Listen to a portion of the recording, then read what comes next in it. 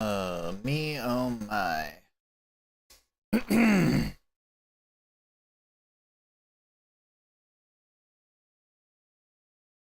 Just post that. Post that. Close this, close this.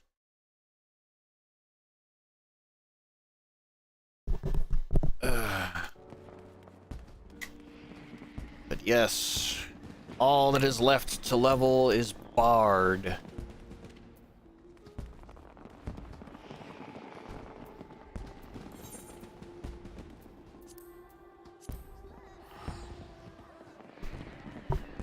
As soon as Bard is done, I will have no reason to continue playing this game to the next expansion, at least not until the next patch, which means that I'll have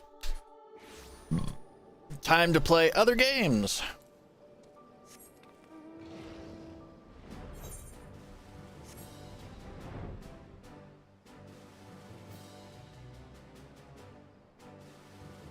Like maybe catch up with ESO or something.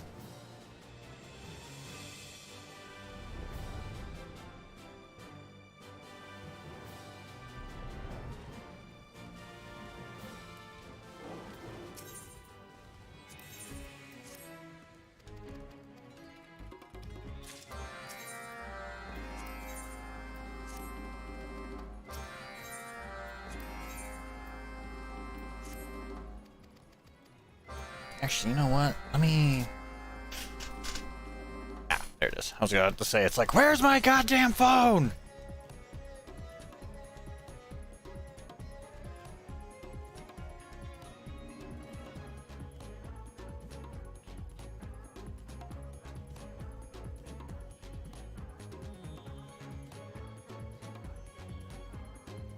Let me see. Open up.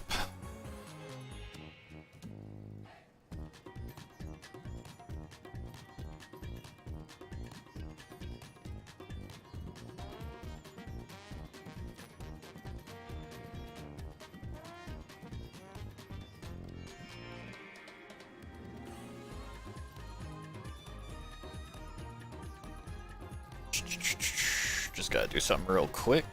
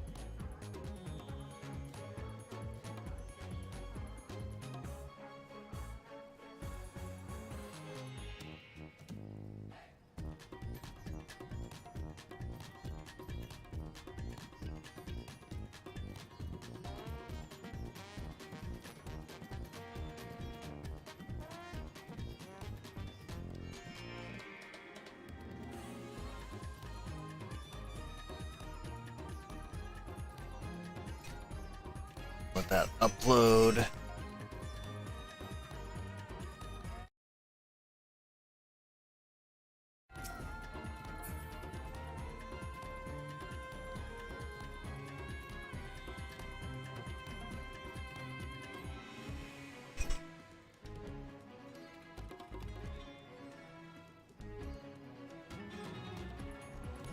There we go.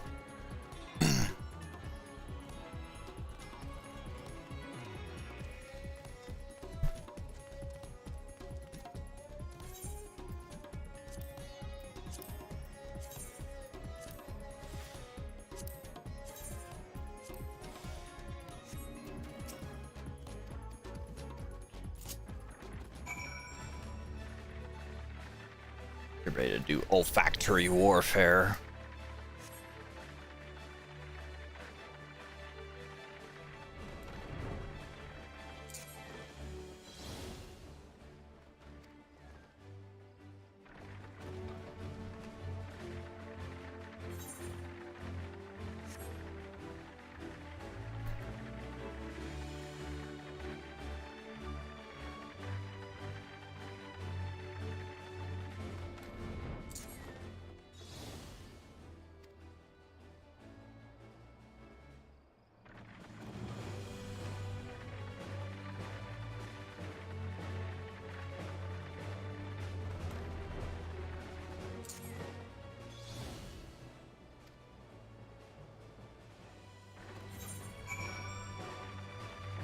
Let's see.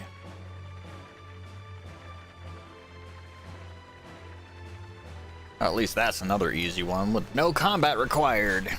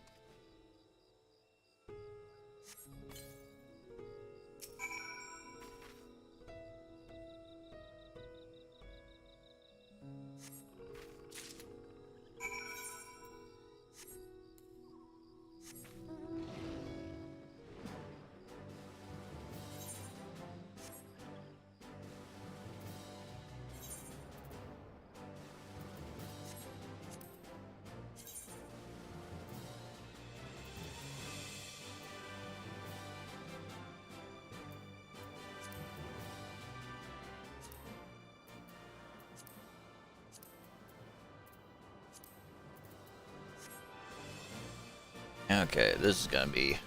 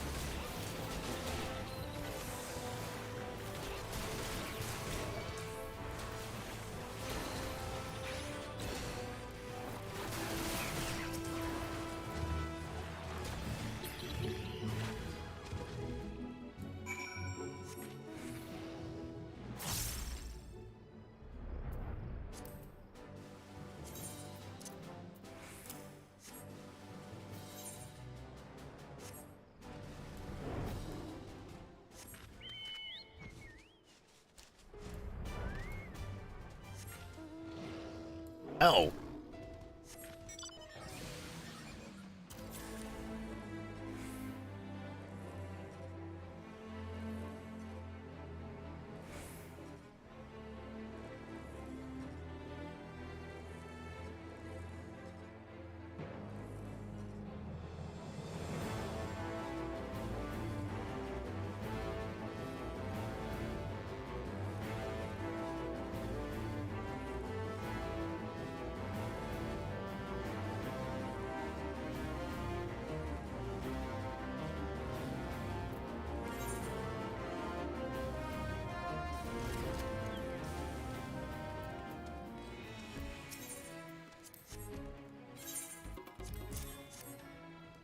Let's get some experience here.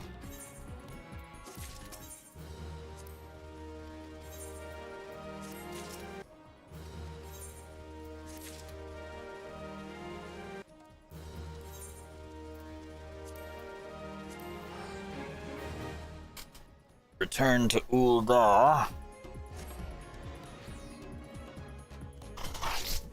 And then get ready for roulettes. Of course, being a DPS, that means that roulettes tend to have lengthier wait times.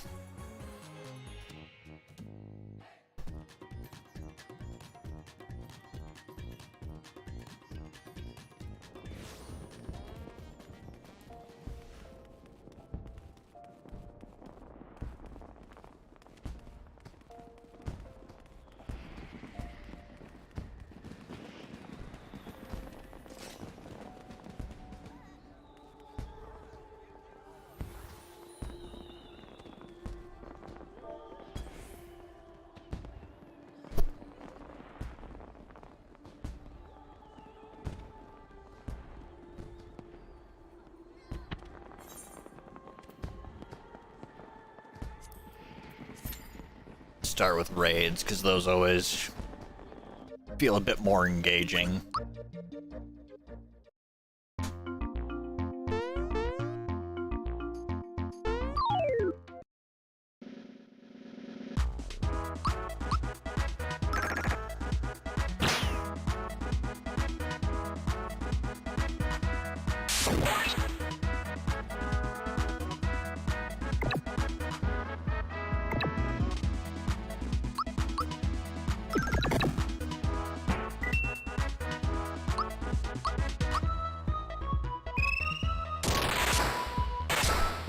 Oh, okay, so they're completely immune to that.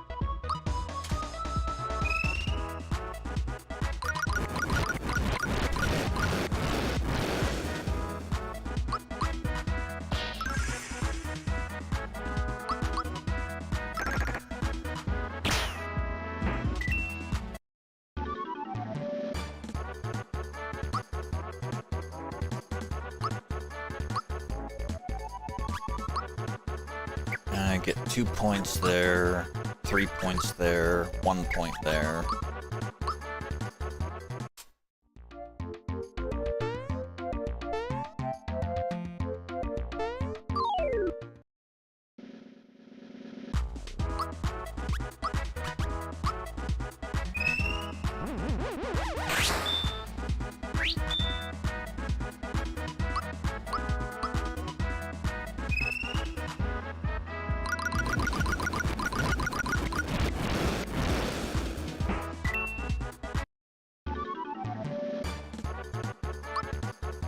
That's a big old shit.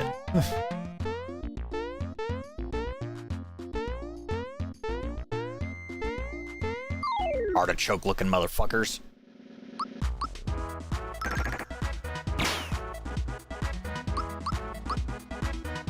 Wait, are they called artichokers?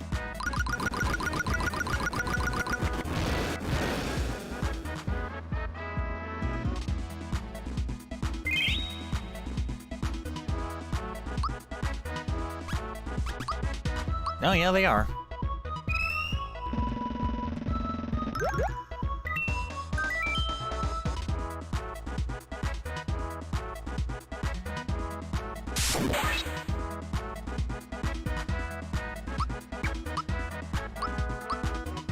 I'll show you relax.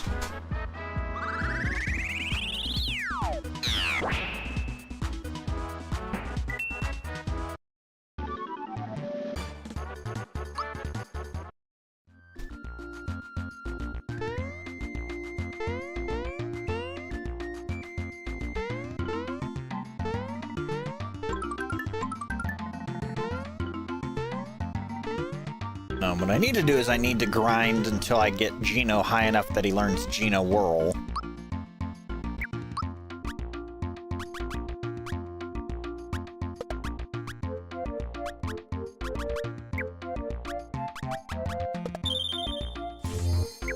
Oh, look at that.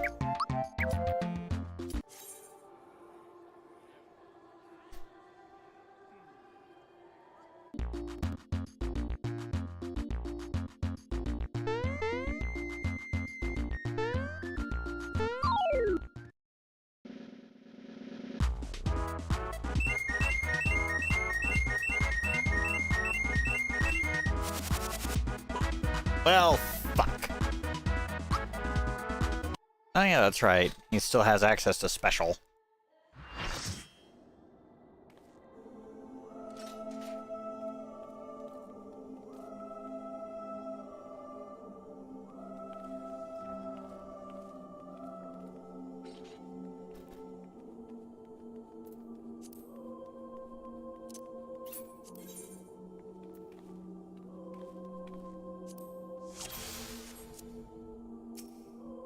What the fuck? I saved that before.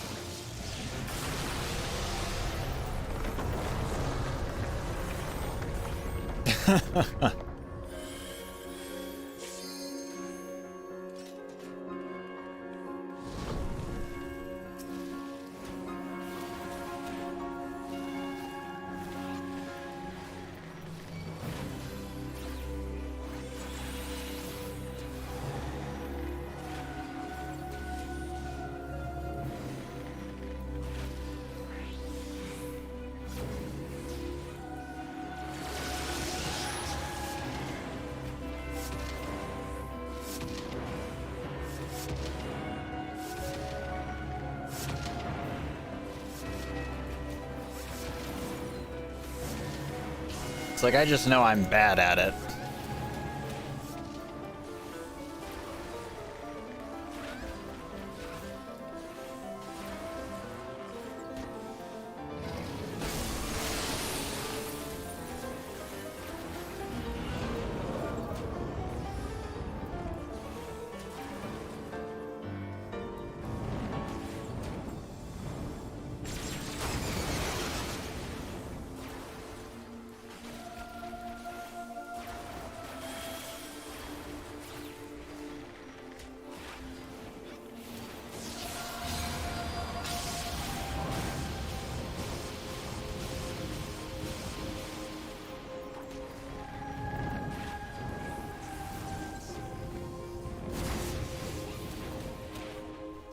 To be honest, these last couple of days, I was just kind of, I don't know, like, I wasn't in it.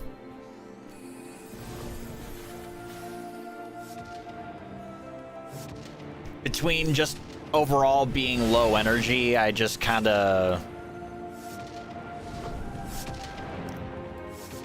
Between being low energy and also trying to recover from fucking multi-day migraines...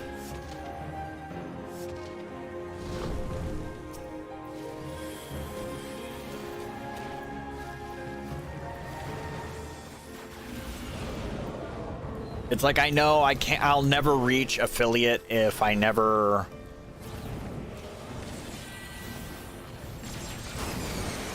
Like, if I continuously just stop streaming. But I don't see myself ever reaching affiliate anyway.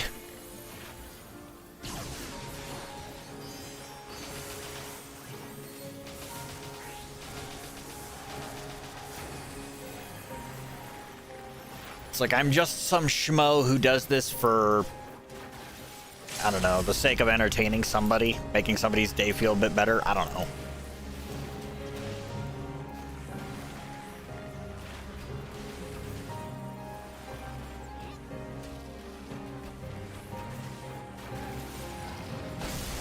It's something to distract me from my shitty day life.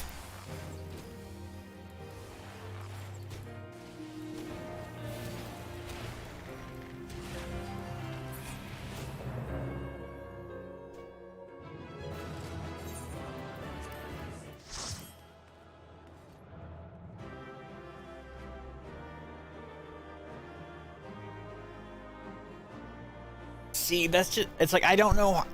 It's harder, it's getting harder and harder to network these days because many platforms out there just seem to be so anti-fucking, like, anti-marketing. Like, you try to market yourself and shit like Twitter will just absolutely drop your shit from, like, the algorithm or whatever. It's like, oh, you posted a link. Better hide that.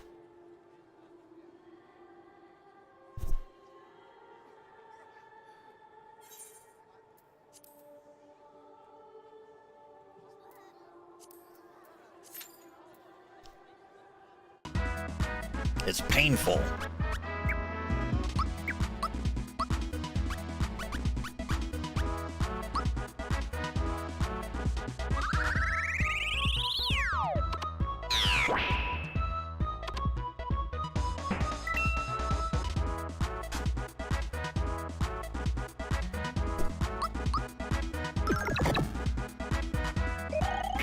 I mean, you're right.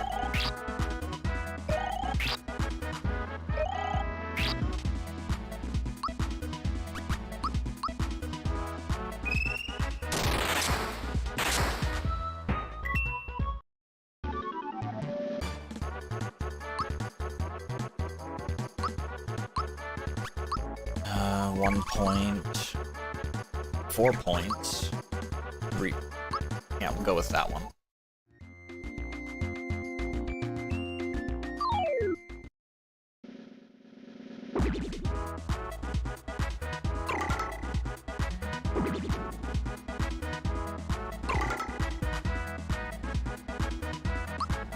Fucking things are nightmare fuel.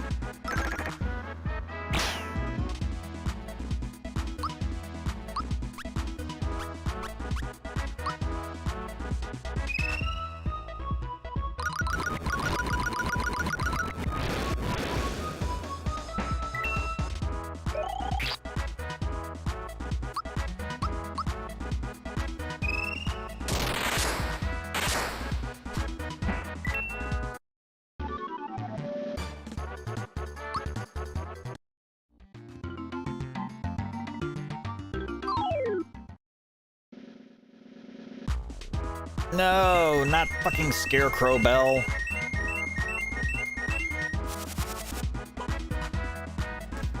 To be honest, I never played the Thousand Year Door because I wasn't a GameCube player.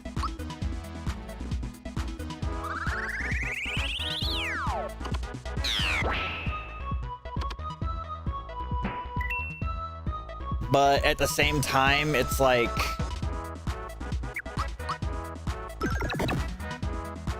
I'm kind of excited to give it a try, considering, you know, it's a game I never got to play in its heyday. Why not experience it now?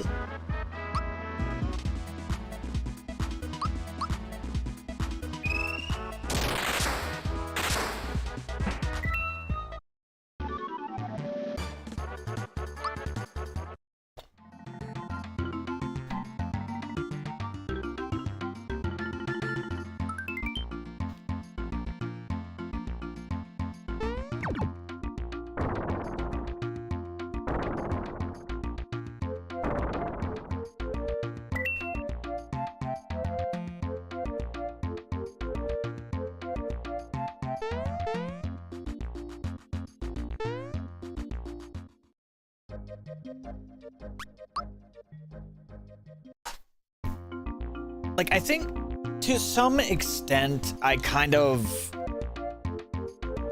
a stupid part of me as a kid hated the Paper Mario series because it's like, oh, hey, we have Mario 64, or Mario 64, we have Super Mario RPG, and oh, hey, here's this supposed to be a sequel, except it's not a sequel, it's just a different Mario RPG altogether. It's not a Square Enix RPG, it's not a Squaresoft RPG.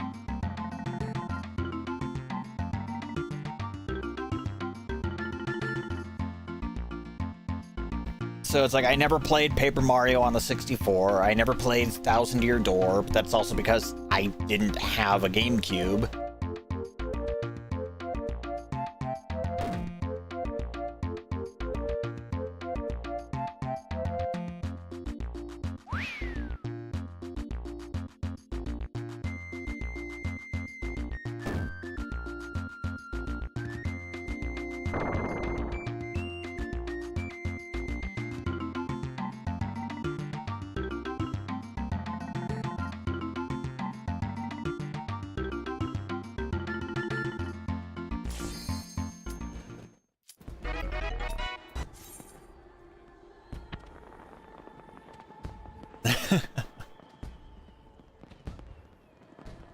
Because it's like, growing up, I had a Nintendo, I had a Super Nintendo, I had the original PlayStation, and at one point, my grandmother basically treated younger me, she's like, okay, look, you have a choice. You can get this new Xbox console that everybody's talking about, you can get a PlayStation 2, or you could get a GameCube. And I'm just like, I don't know. I mean, the PlayStation's a good console. I want the PlayStation 2 because I've played it at a friend's house. I don't know shit about the Xbox, and the GameCube looks stupid. Because yes, I was that dumb kid who judged the GameCube based off the fact that the first Legend of Zelda title for it looked like a goddamn Christmas cartoon. I was not a fan of Wind Waker at all, visually, as a kid.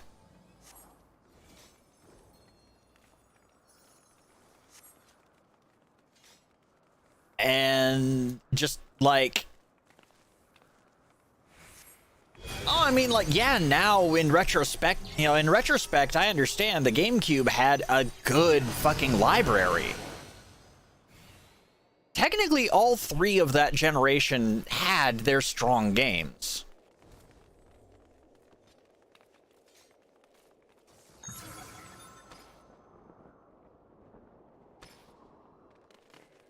Like, one game that I would love to get a playthrough of someday is Eternal Darkness: Sanity's Requiem.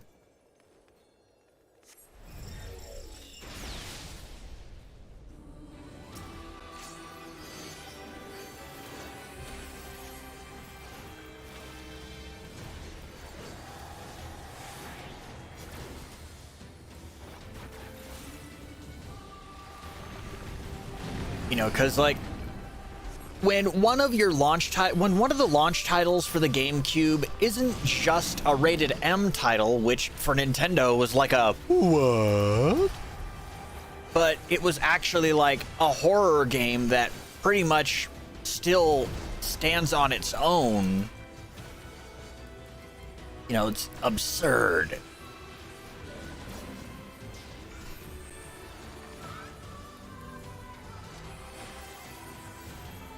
So, okay.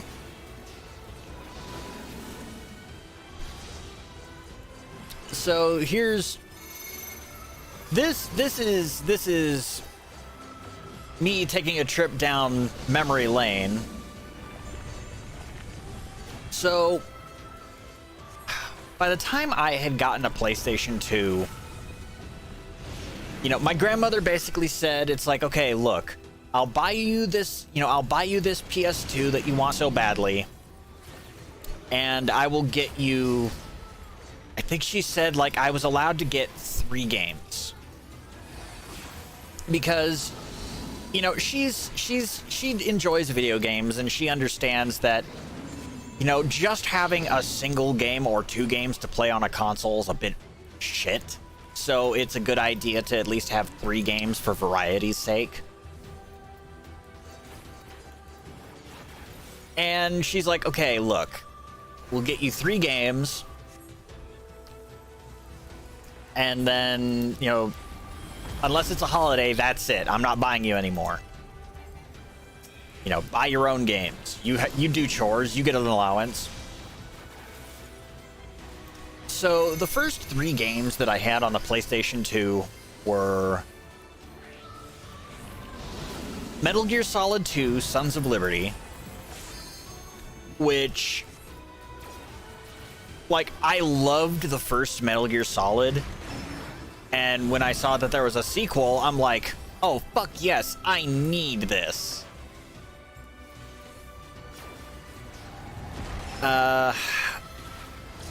Then the second game that I got was the original Kingdom Hearts, with the last game that I had gotten from that first set was Grand Theft Auto 3.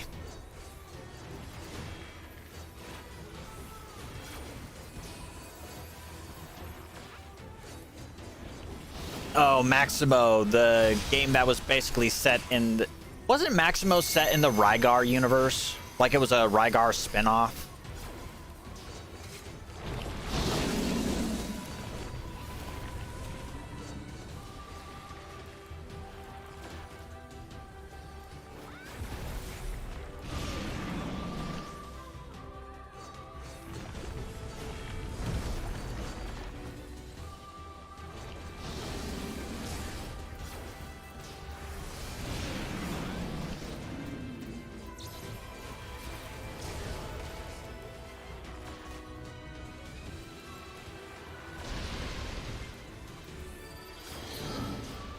Or maybe it was a, like, sort of a spin-off to Ghosts and Goblins.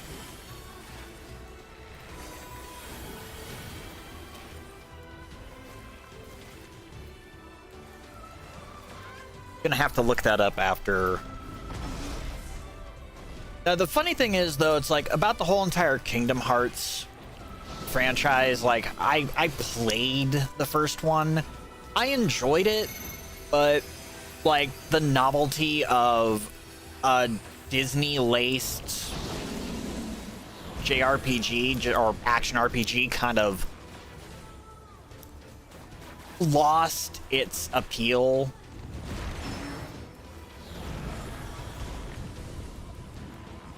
Like, I just kind of, I'm not gonna say I grew out of it, but like, I don't know, it was enjoyable. I like RPGs and shit, but just a part of me was just kind of like, it's okay. It's not the greatest in the world. It's okay.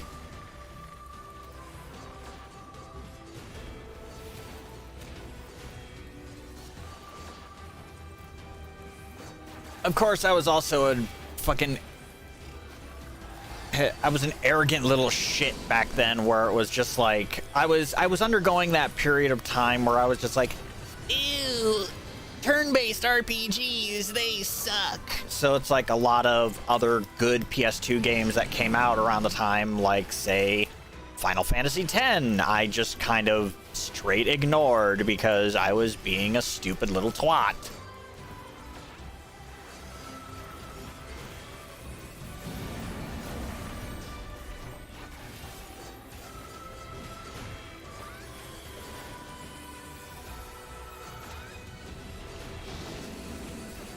Of course, throughout my time with the PS2, like, there were several fucking games I would pick up on that I was just like, this is cool, I like this is garbage, but I'm still gonna play it anyway, because, like, god damn it, I bought it, I may as well beat it.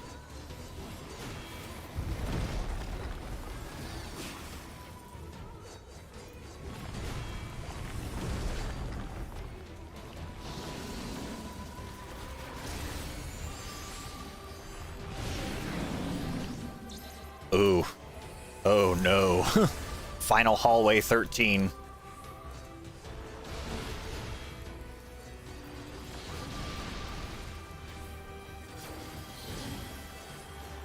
Huh.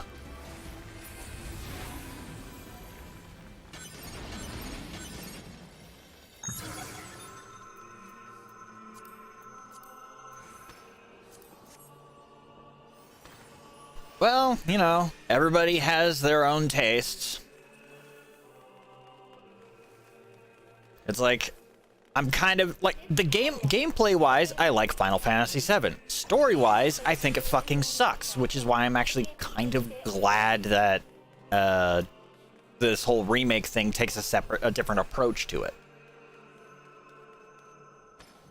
One game that came out on the PSP that I fucking wish they would re-release on PC. It was a remake of the original Final Fantasy Tactics, except they, like, added new cinematics to it. They added some new classes, and it was Final Fantasy Tactics: The War of the Lions. It was a fucking fantastic game, and it fucking infuriates me to no end that we haven't seen it re-released.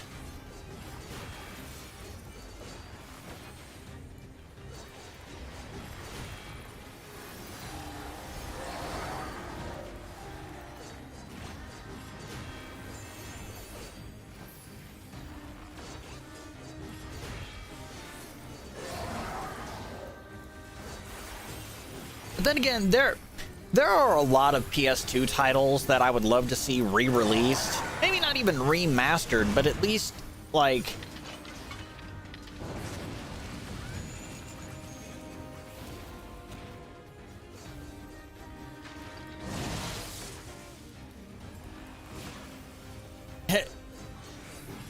funny story about Ape Escape. So,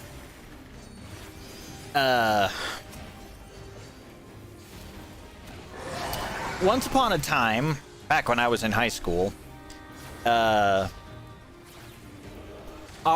art gear up,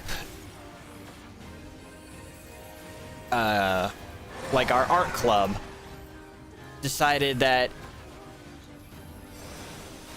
you know, they're like, hey, we're gonna take a trip to Albuquerque and we're going to go watch a stage production of 12 Angry Men. And while we're at the hotel, it's like one of my friends brought his PSP, like his PlayStation 2 with him and a bunch of PlayStation games on it. And one of the games that he had brought was the original Ape Escape.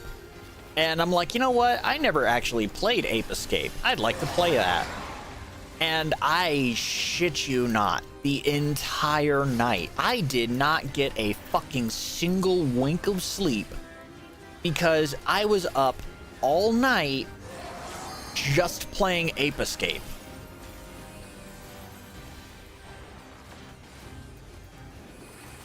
Because I was having that much fun with it.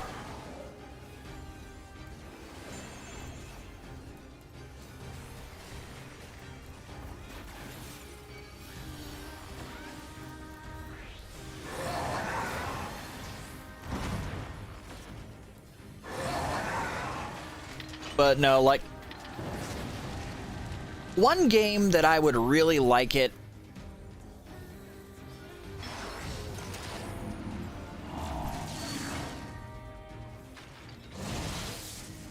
Like, one particular game that I would love if Konami would actually give us a re-release of on PC, on current gen consoles, etc. Like, if they did another Legacy Collection or Anniversary Collection, whatever, I would love them to do, like, a collection of all of the 3D Castlevania titles. Which means, like, Castlevania 64, Castlevania Curse of Shadow, or no, Curse of Darkness.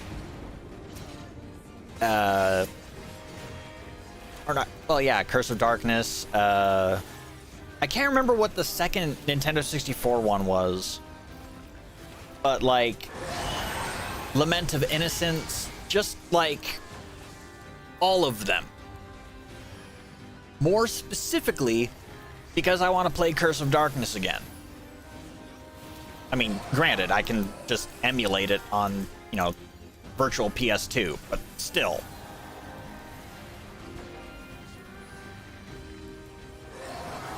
It's like, I enjoyed the hell out of that Castlevania game, and it's also the reason why I have so many very pointed opinions about some of the shit that they did with the Castlevania animated series.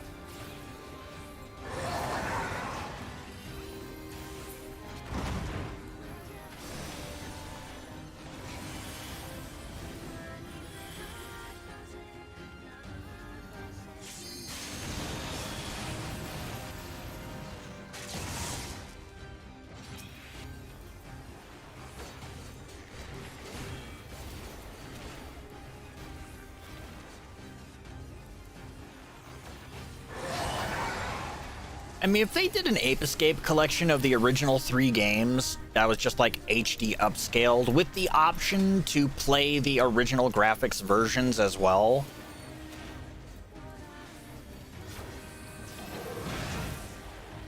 Like, I'm not gonna lie, that's kind of what really influenced my decision to be like, hey, you know what? That Tomb Raider collection that they're putting out, I will happily pay money to get that. Because it's like, it's the first 3 Tomb Raider games, and it's like, okay, hey, we've got these new upgraded graphics, but if you push this button, you know, it's like if you push a button or activate a setting, you can actually disable the modern graphics and play it in the old PlayStation graphics.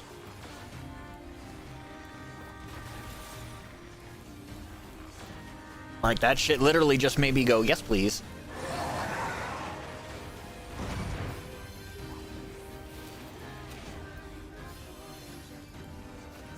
I actually have my I have my PS Vita, and it's soft modded, obviously, but it's like I miss my PSP. Like, here's the thing, I had 2 PSPs growing up.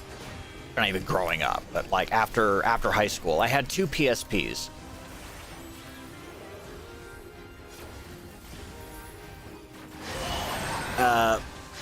My first PSP that I had was one of the OG, like, had metal in it, was actually durable, could survive a beating and then some. Unfortunately,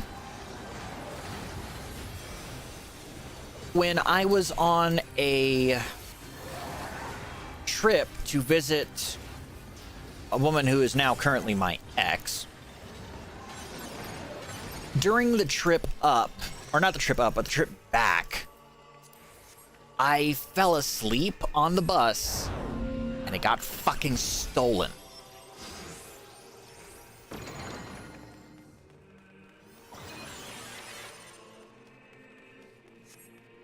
Huh.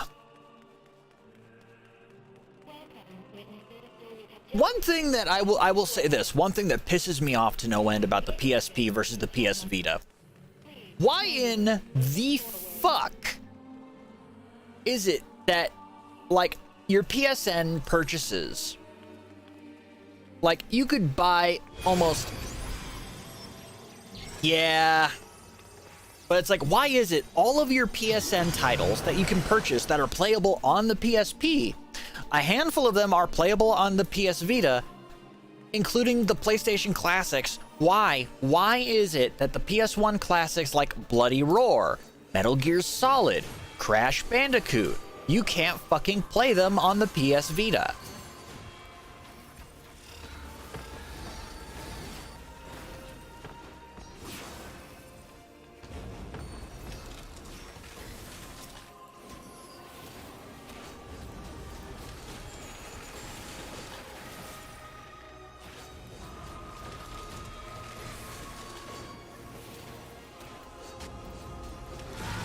Of course, it was around that time that I decided to start looking into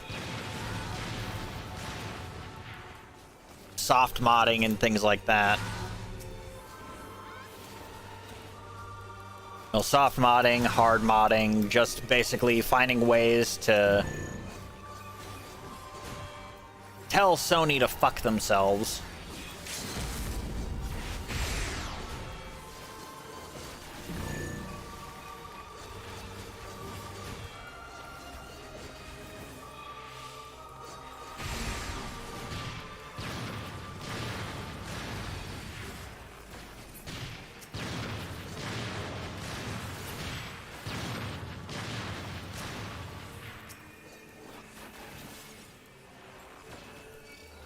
Yeah, that's the only downside to modding your hardware. It's like sometimes the firmware can no longer be updated because in the event that you do, it might fuck the update. It might detect the or it might detect the software and be like, "Oh, you can't fucking do this. We're banning your account."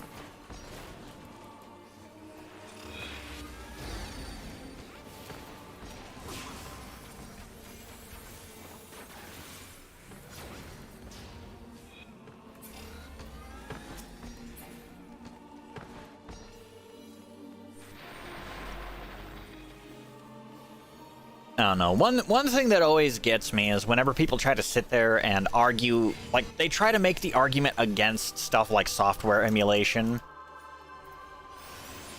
They sit there and they go, "Oh, but you're stealing from corporations." Oh, boo-hoo. The poor multi-billion-dollar corporations. I'm emulating a 30-plus-year-old game that they don't support anymore and haven't sold for over a decade. Boo-hoo.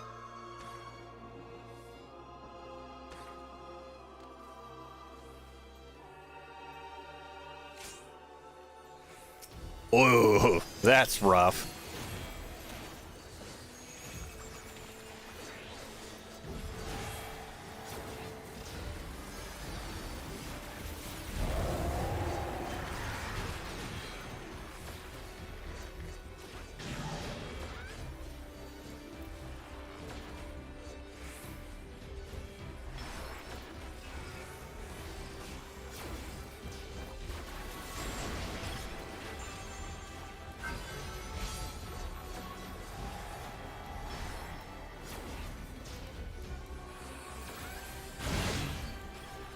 But yeah, it's just one of those things where it's like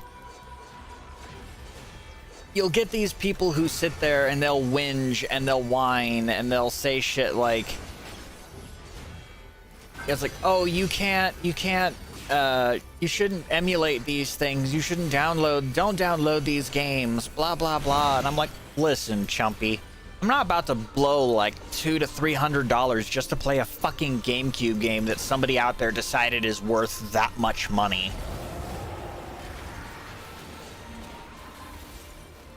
It's like, at this point, it's third market. The first party doesn't even see money from it.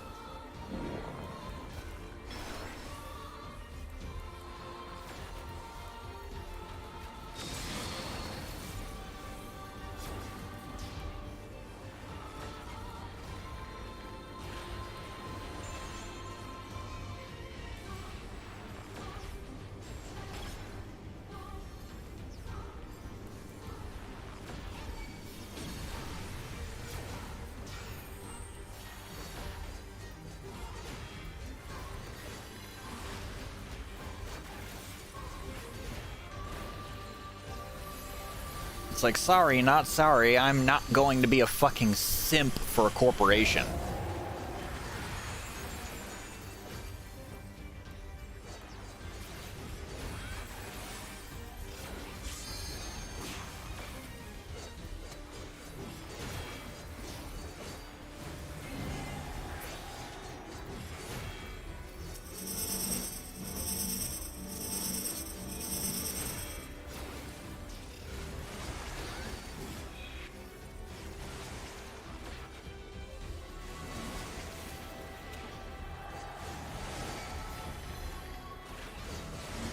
Damn it. Motherfucker.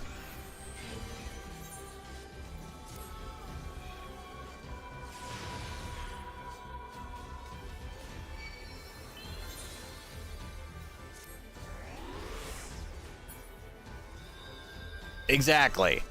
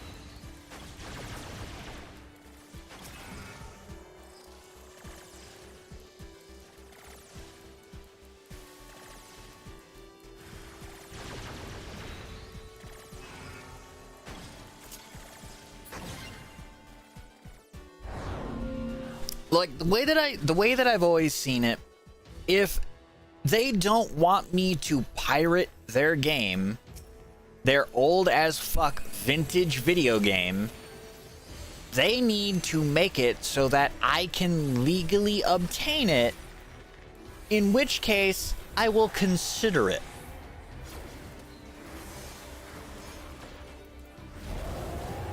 Because aside from that, for the most part, the reason why I archive as much as I do is because of the fact that...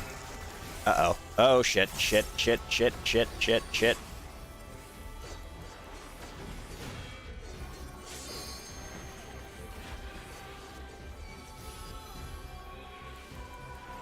It's like, at the end of the day, most of these corporations, when they manufactured a game back in the day, they didn't keep it around. They just kind of got rid of it.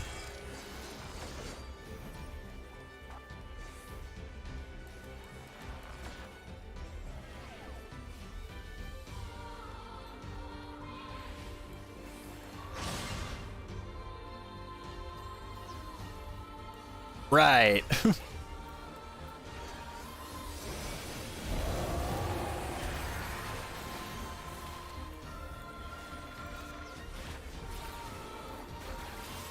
It's like, do you think all of these, like, flea market vendors who sell old fucking video games as a novelty take a cut of their profits and give them to Sony or Sega or Nintendo or Microsoft?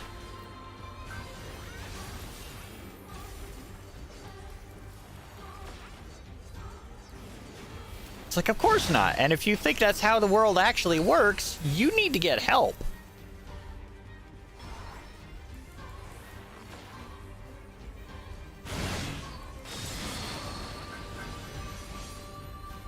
Basically, yeah. It's like, if your shit was actually fucking affordable, maybe we wouldn't be so tempted to fucking pirate.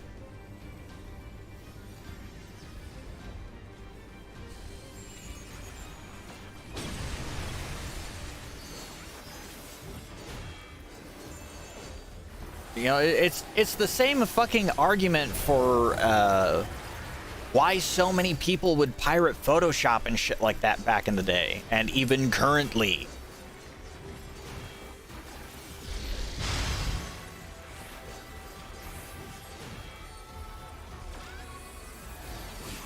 Exactly.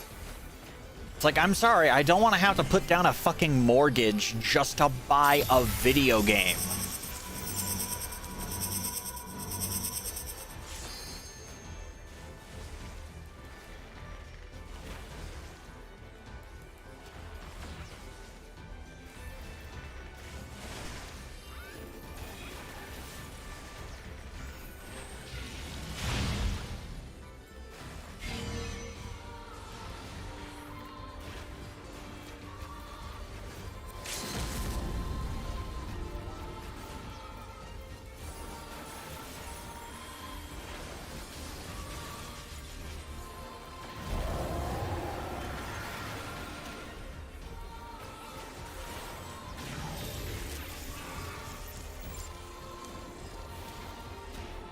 and you see, one of my big issues with resellers.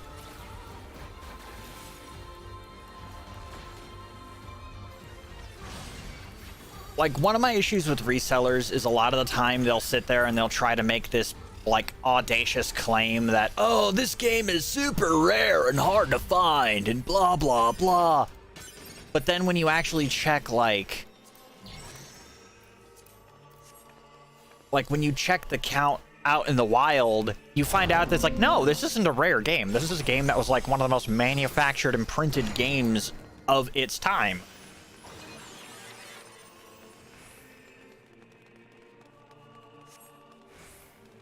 Like, I think it was one of the guys who actually helped create the original Sonic the Hedgehog. He was like, when he heard that a copy of Sonic the Hedgehog for Sega Genesis sold for like $750,000, he literally sat there and said, is this some sort of scam?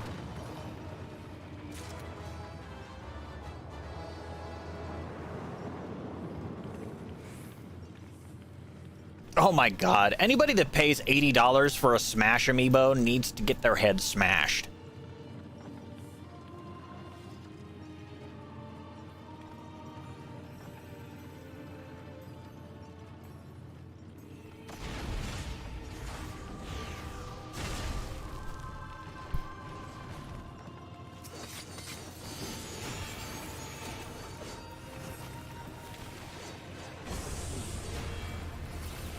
Like, I get wanting something and being willing to pay, like, above the board for it. But when you're paying that much, you need to seriously reconsider your obligations.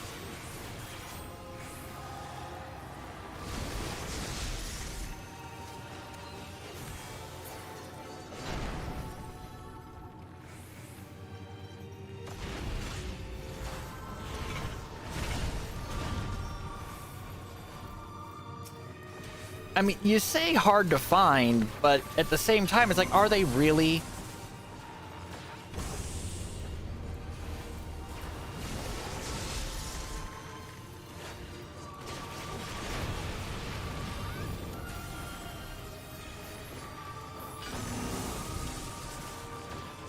Well, maybe I'm wrong. Maybe I'm the asshole.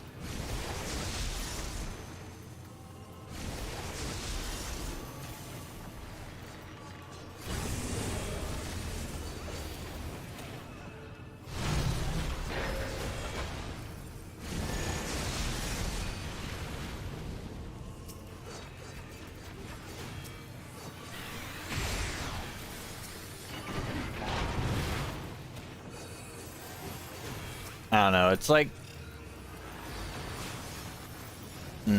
yeah.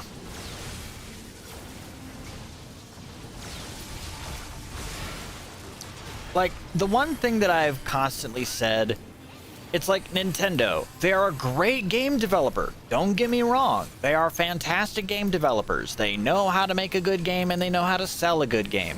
However, what they also are an incredibly shitty toy seller.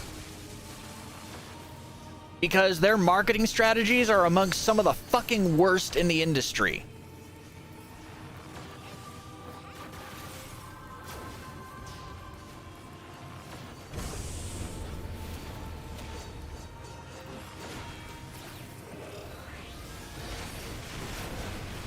Like, oh, hey, we have this game that we're going to be releasing for a very limited time. Or, hey, we have this game that's incredibly popular.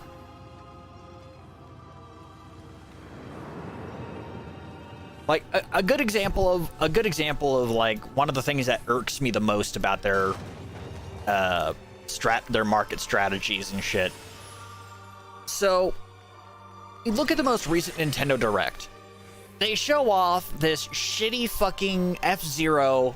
It's like, oh, F-Zero 99. It's an F-Zero Battle Royale. You know, that one franchise, that one racing franchise that they had that was so fucking poor and hard to fucking market that it died.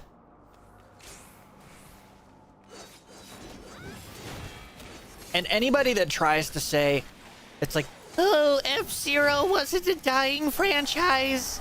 It's like, Oh yeah, I know. I know that originally Nintendo started as like a card game. Like they started by selling cards and shit. But like any person out there who tries to say that, like anybody that tries to sit there and says, "Oh, F-Zero was a good franchise and it had a strong player base and lots of support," it's like, how large is the tank of copium? Because that is a lie. It's like anybody that's even done a small amount of market research could tell you F-Zero was fucking dead circa Game Boy Advance.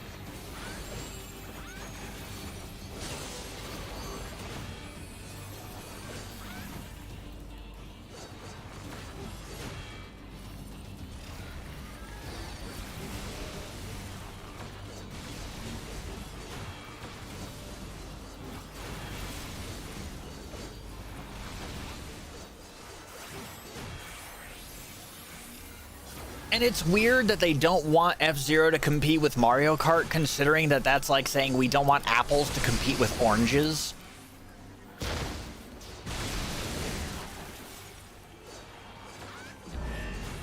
It's like, it's two different things, my dudes.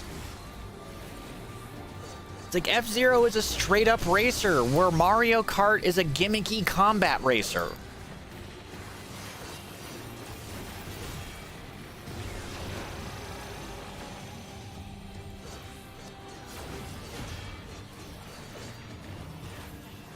It's like they could literally market F-Zero as just a straight racing game.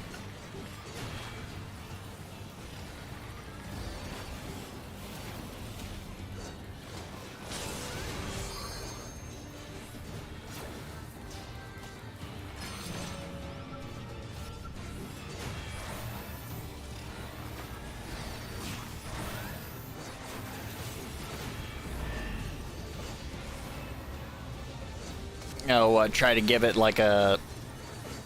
Yeah, that's true. You know, it's like actually give it a fucking story mode. A story mode that actually tells like a dark story.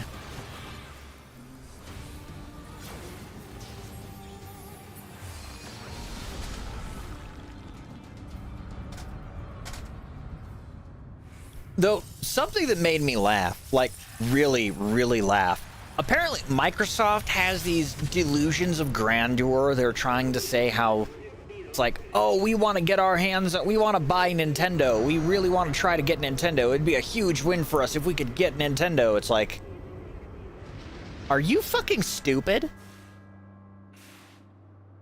It's like, do you realize they would much sooner put all of the money that they have in a pile and fucking burn it than sell themselves to an American company?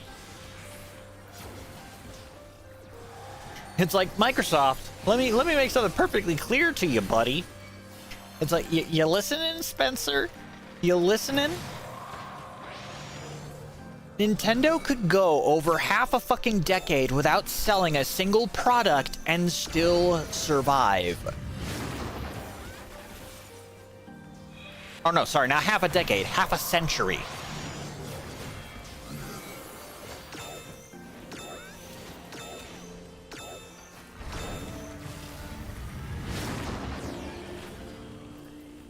It's like Nintendo could easily afford to buy out Microsoft. They are not a small corporation. They are not some mom and pop business. They're quite literally one of the pillars of the fucking Japanese entertainment industry.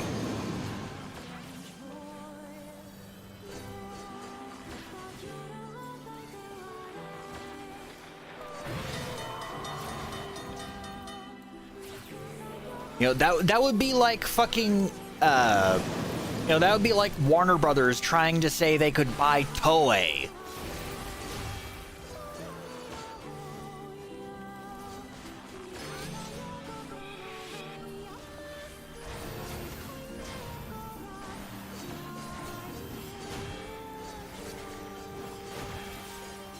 Or Mattel, or not, sorry, not Mattel, fucking Hasbro trying to say, we're gonna buy out Bandai, you guys.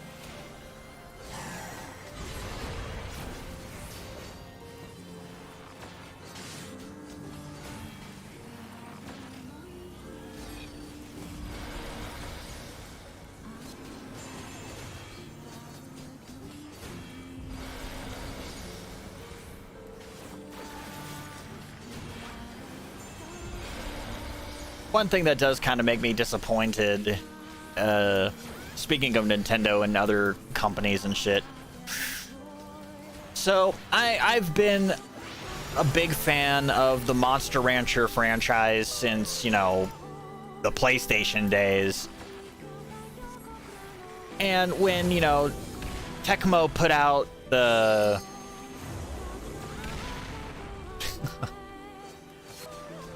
When Tecmo put out the Monster Rancher 1 and 2 Deluxe collection, you know, naturally I bought them because those games were an integral part of my childhood. The anime was something that I enjoyed.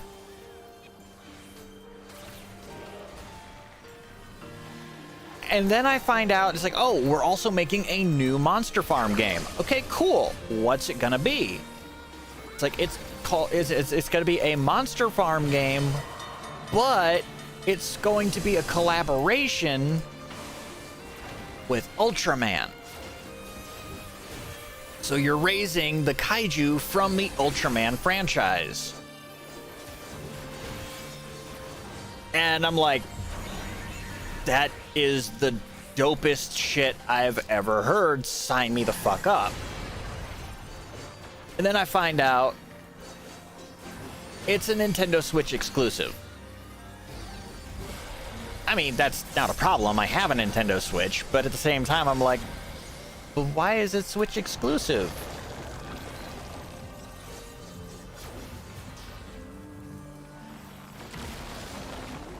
It's like console exclusives are fucking garbage.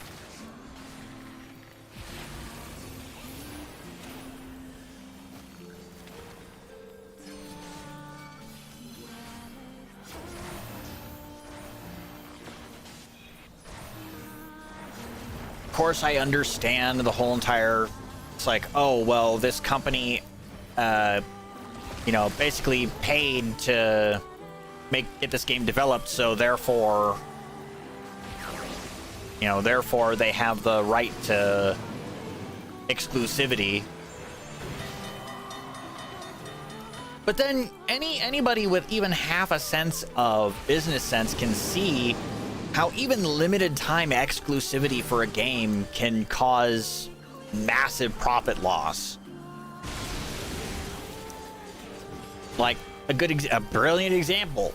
Look no further than Final Fantasy 16.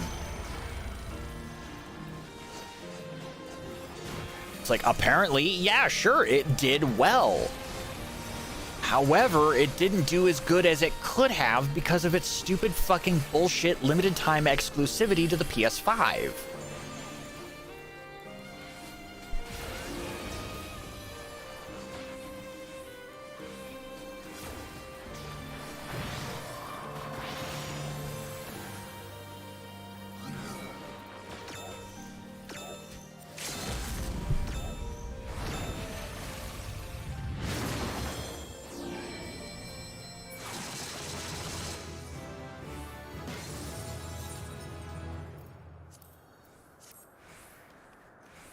It's like, gee, y'all wouldn't have had this issue with your fucking numbers turning out the way you didn't want them to if you hadn't fucking decided the dumb shit decision to make it a limited time exclusive.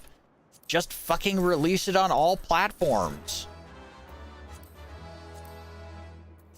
That's how you make the money.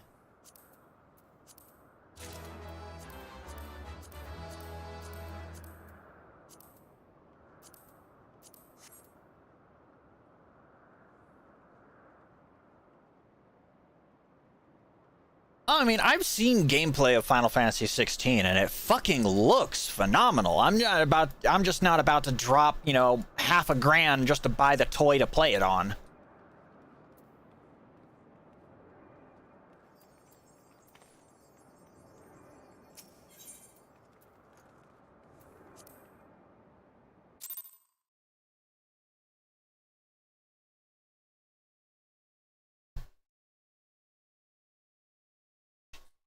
Oh shit, almost dropped my controller.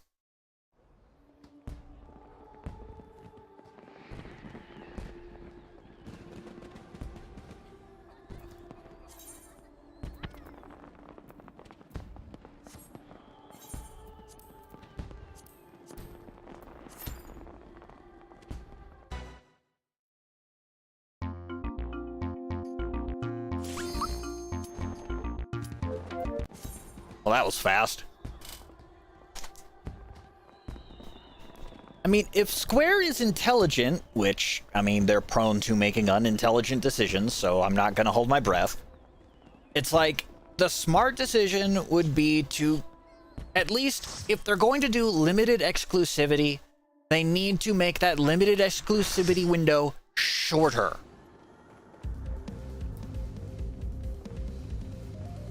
Like, instead of half a year or a year, just like a quarter. Just 1 quarter. Motherfucker, who fucking pat me? You! You know what? I'm fine with this.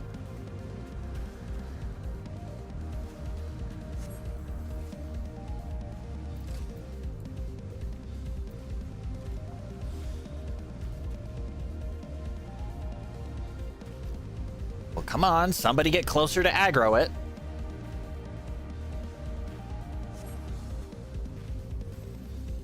Don't give me that judgmental look.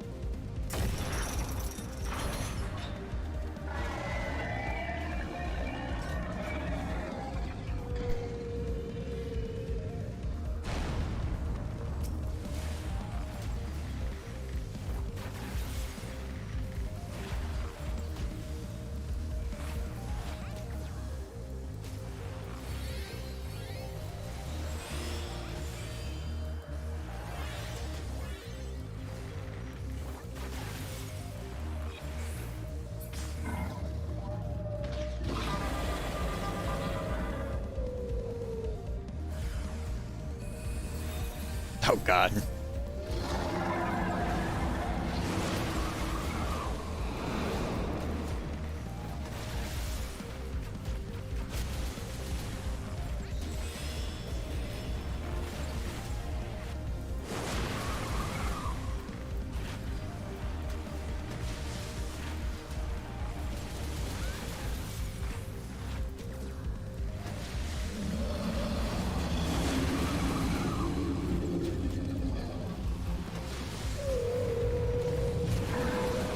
Oh, shit.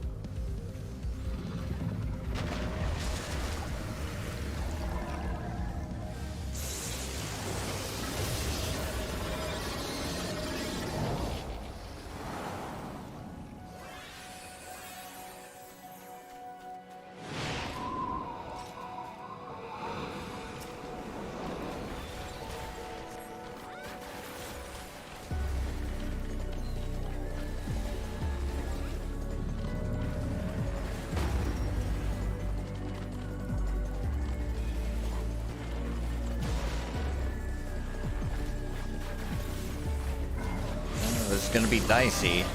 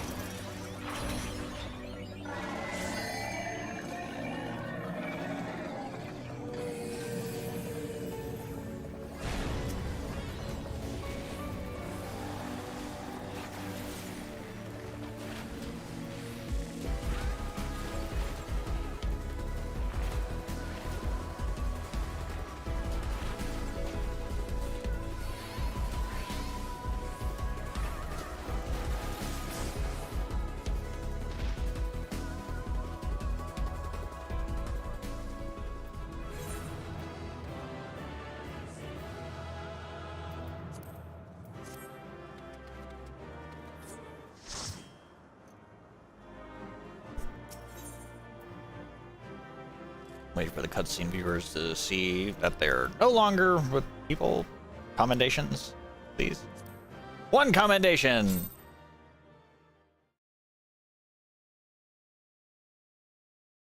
Which is better than nothing.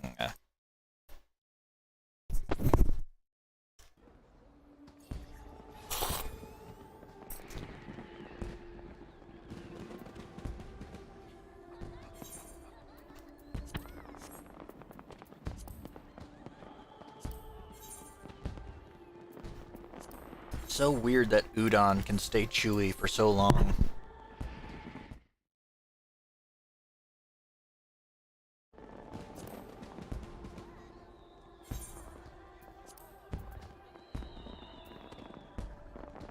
If you're gonna pat my head, at least pat my other head, you know? Wink wink, nudge nudge. Say no more, say no more.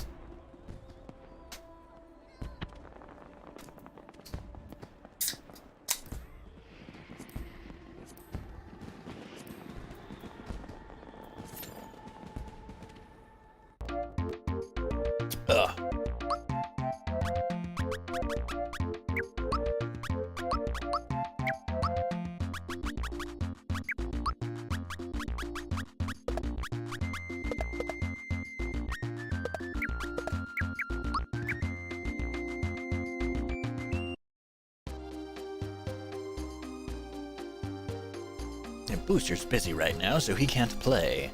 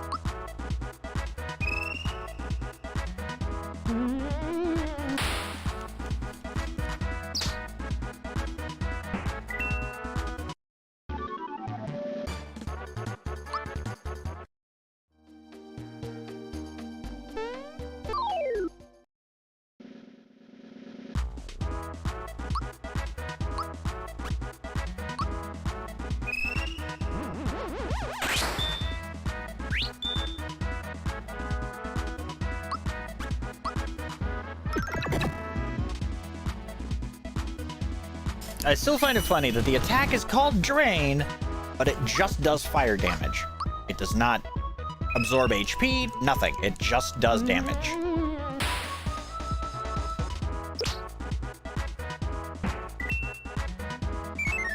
Run, you bitch!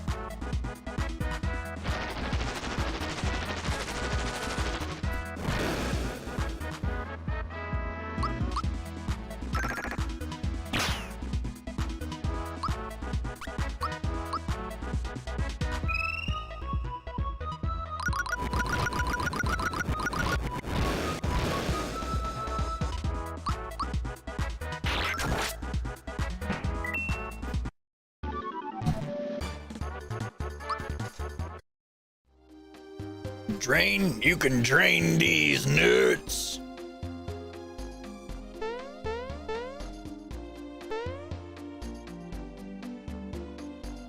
Okay, I'm just gonna do something real quick here because yes, I am that lazy. I am that guy. But god damn it, we have technology for this shit.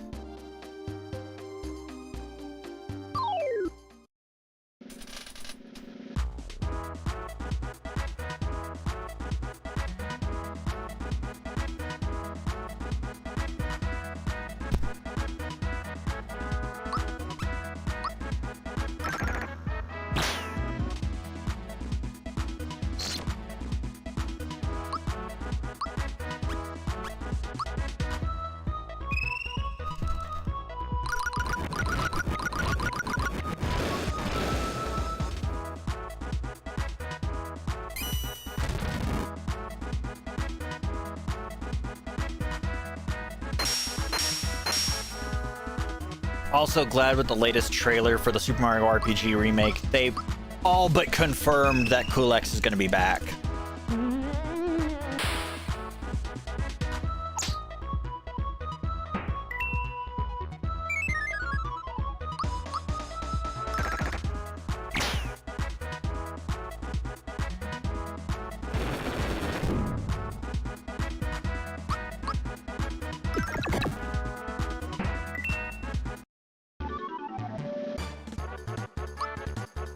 My only hope, and this is just me being me, I am hoping that Culex makes some reference to his his Japanese post-battle dialogue.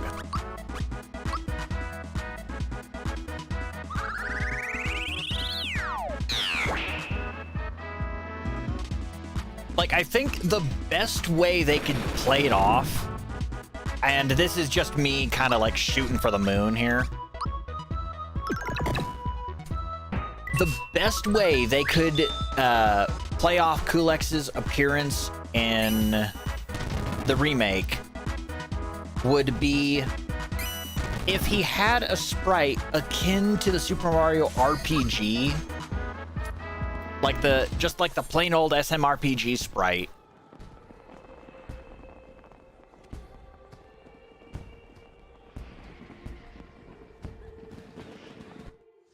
Yeah, it's like, because in his original Japanese dialogue, he says something along the lines of, he'll come back once he's mastered the third dimension.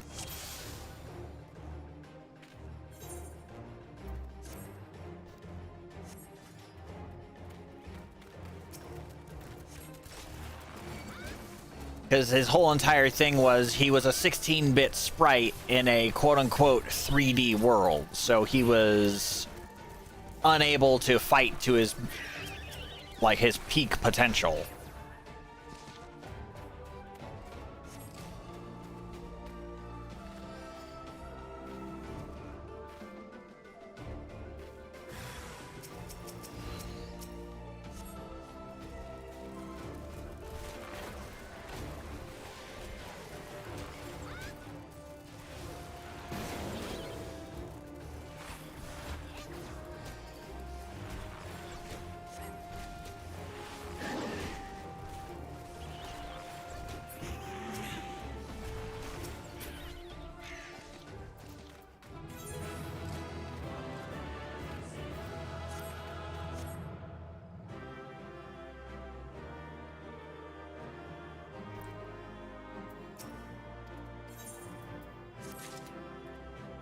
granted, the one thing that really got my attention about the trailer for the new trailer for the remake was that when they were talking about, oh hey, you can revisit old bosses that you've defeated.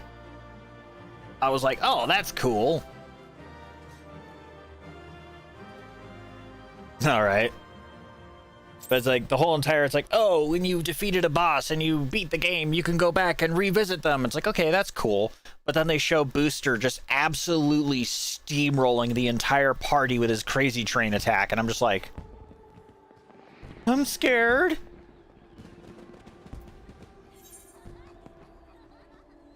It's like, why can he do that?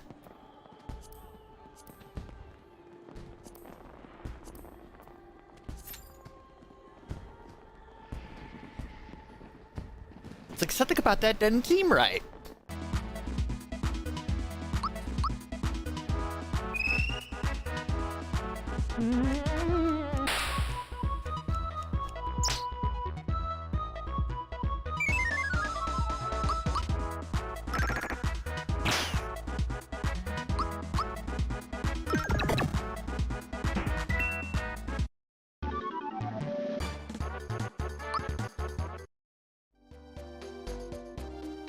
I mean, that would definitely be just like a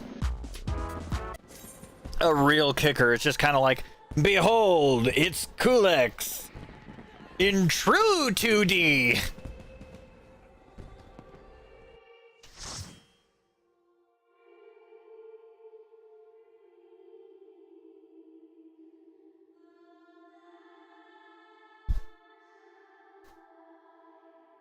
Just Kulex sits there, starts the fight. Hey, yo, what the fuck?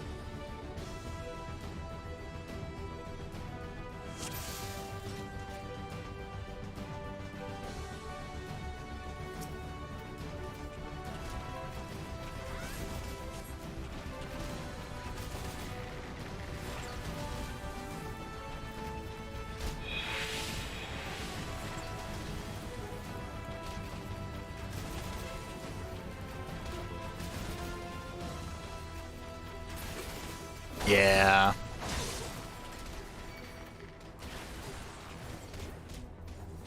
What's funny is how many people don't understand that certain super bosses were actually added to certain versions, but not others.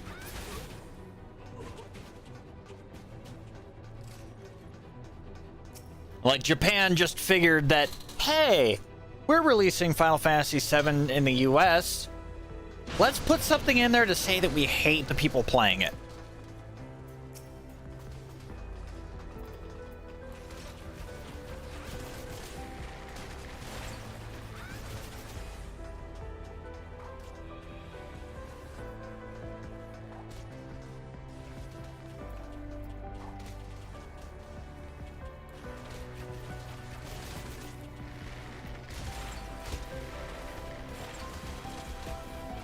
Like, fucking, one super boss that immediately comes to mind. Again, it's another Final Fantasy game, but it's like, Omega Weapon from Final Fantasy VIII.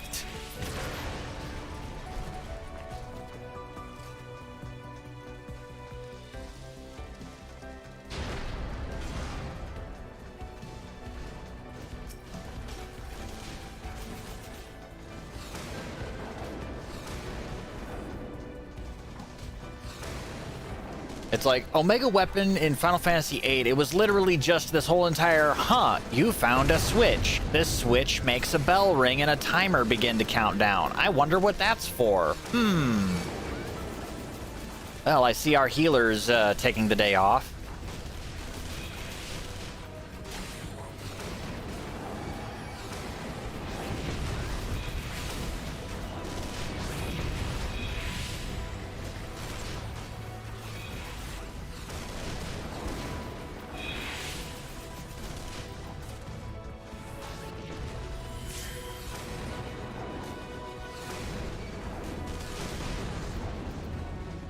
Wow, fucking wonderful fucking healer. My bad, ho ho ho.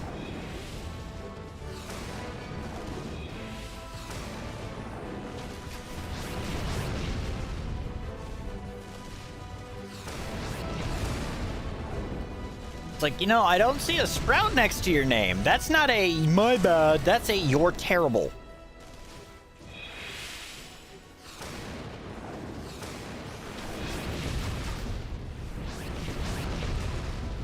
We've got the tank that can't hold aggro. We've got a healer that isn't.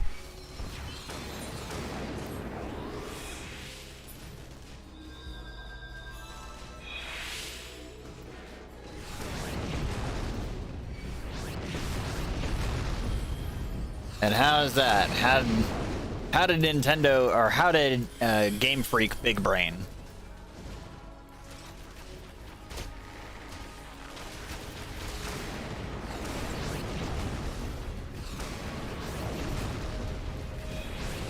Or wait, was it Game Freak that was?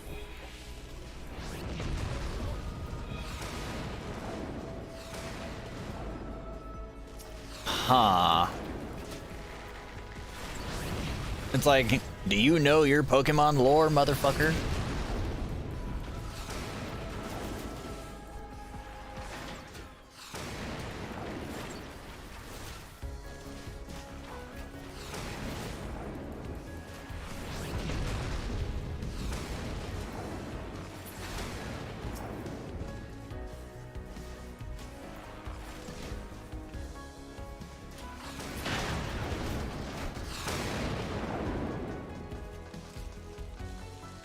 Huh.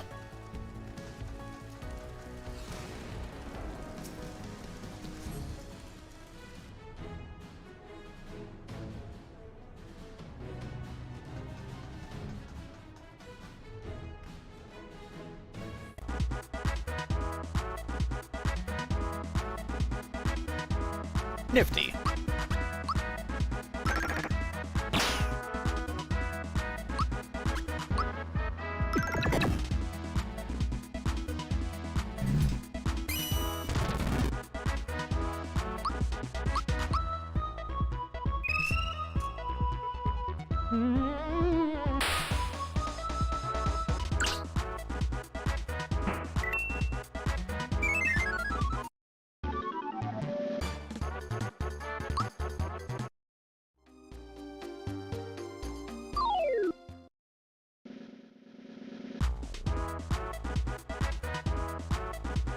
Huh.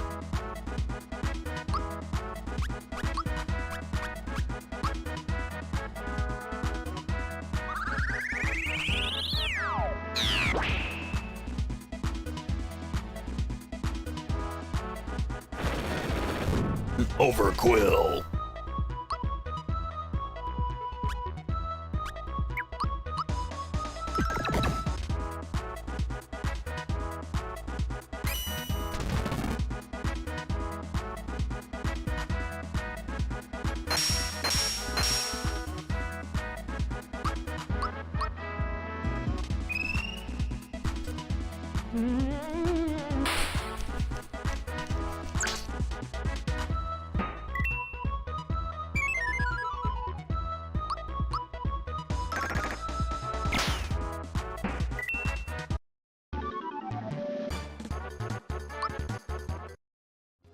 I still remember the one thing that gets me about fucking Omega Weapon in Final Fantasy VIII. It's just the fact that it is so stupidly overpowered.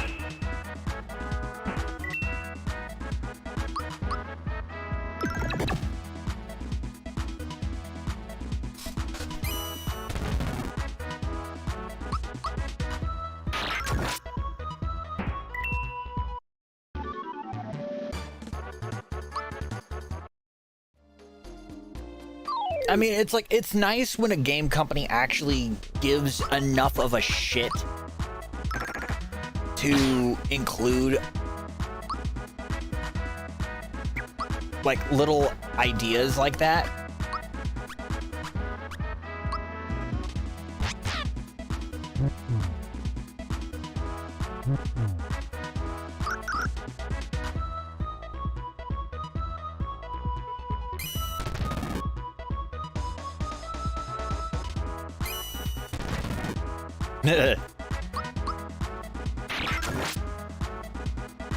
I forget who it was, but it's like, I think there was one boss in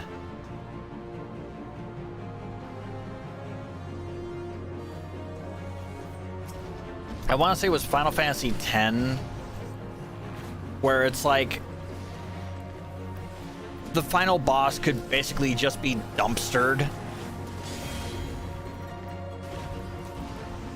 with like a single, I want to say it was like zombie or something like that. Because it's constantly healing itself. And it's not immune to the status ailment. So it's like, okay, cool. Now you're technically undead. You're going to heal bomb yourself. Enjoy.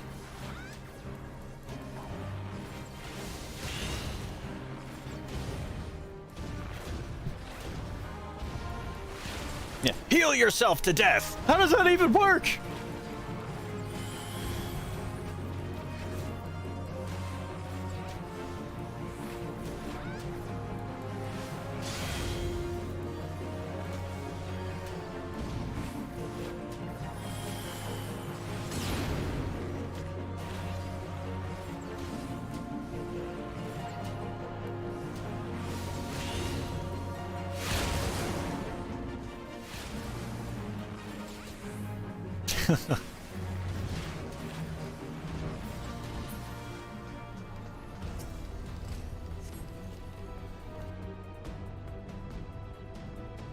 Oh man, I don't know why, but I'm suddenly reminded of, you know, thinking about heal bombing. It just reminds me of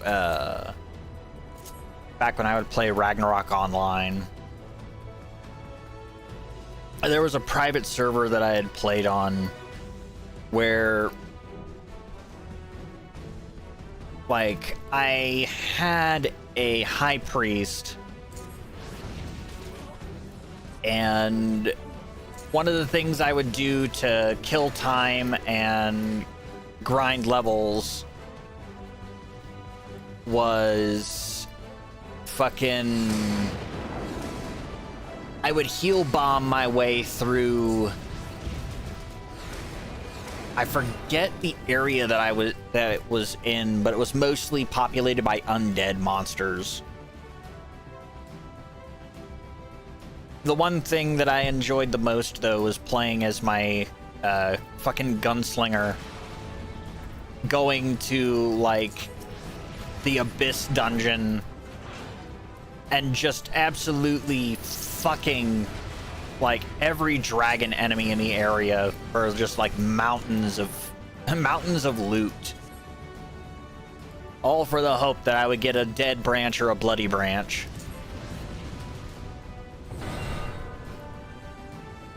Like, I've got Ragnarok on the DS, and I know that they came out with a Ragnarok spin-off game. I think it was Ragnarok Ace for the Vita.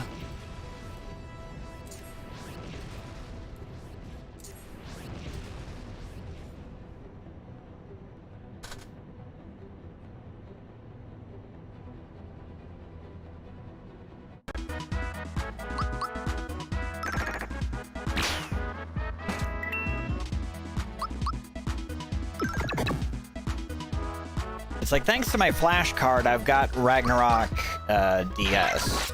I played the demo of Ragnarok Ace, and I just kind of didn't feel it.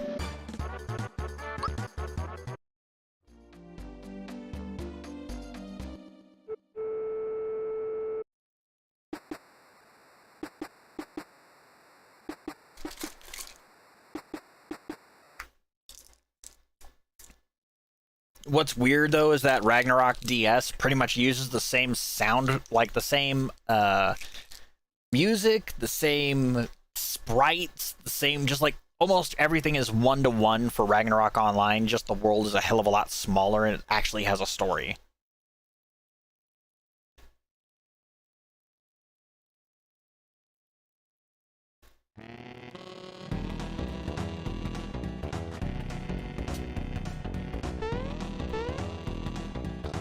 One of the best tracks in fucking Super Mario RPG, and I can't wait to hear it remixed.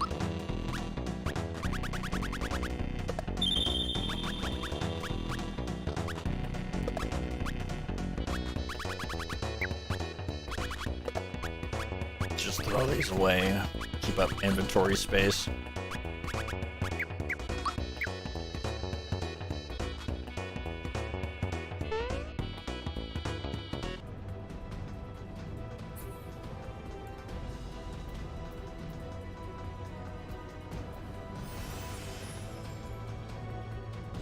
Fucking ninja.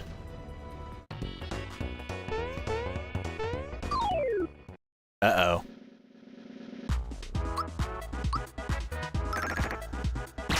How much health does a Raw-Bomb have? Okay, can be taken out with 2 attacks. They don't give that much experience though, so they're not worth it.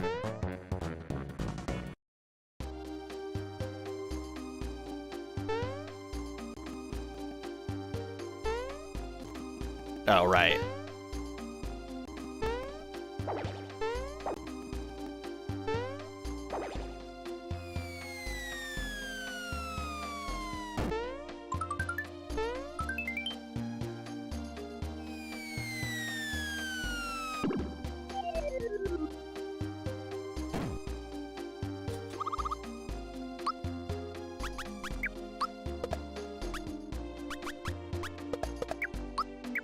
The masher.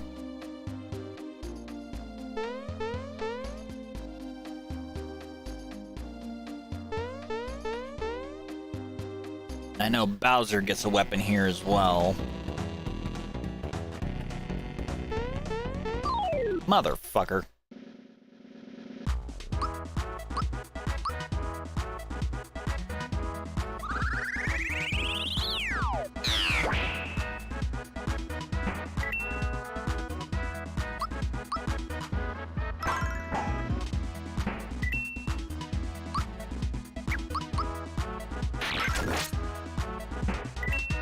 Doug Bowser! I still find it funny as hell that it's like one of the first things that Doug did, he's like, we need to start considering other games for our platforms, like actually like allow mature titles and shit like that on our our platform. We can't just be the family friendly console.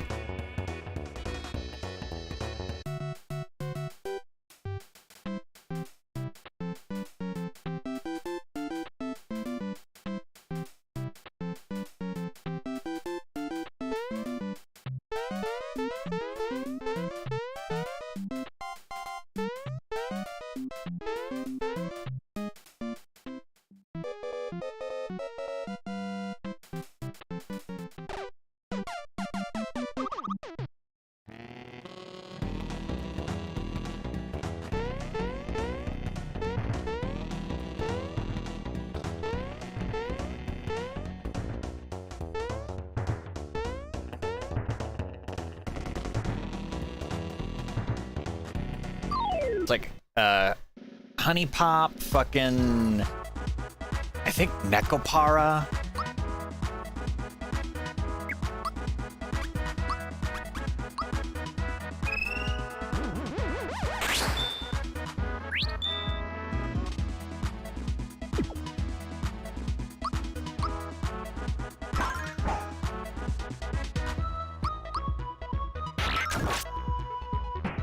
It's like Doug is basically sitting there like, look, there's an entire market that y'all aren't tapping into. We're not gonna do that shit anymore. We're tapping into this market.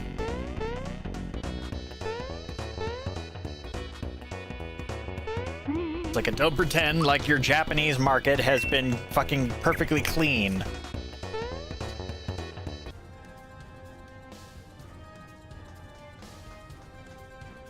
Our tank literally just said, I'll be right back, I got meds to take. I respect that.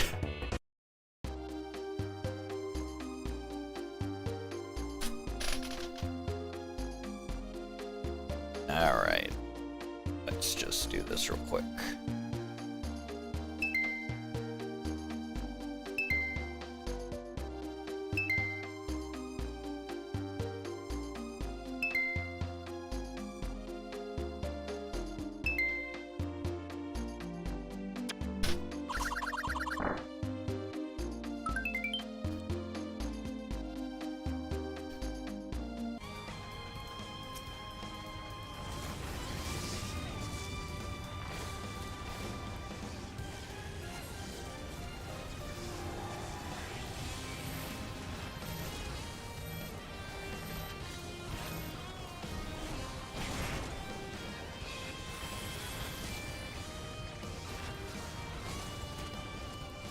And what's funny is you got so many people on, like, Steam who will sit there and review certain games when they get released. Like, let's say fucking, you know, fucking like Beat Banger or something like that. They'll sit there and go, oh my god, you guys, the Steam shore has fallen into such disgrace. It's just full of degenerates. It's like, degenerates. Okay. Okay. What are you, a fucking Puritan?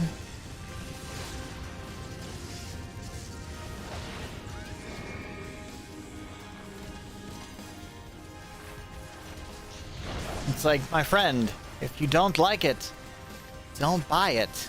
Don't look at it. You have the option to restrict it from showing up in your feed.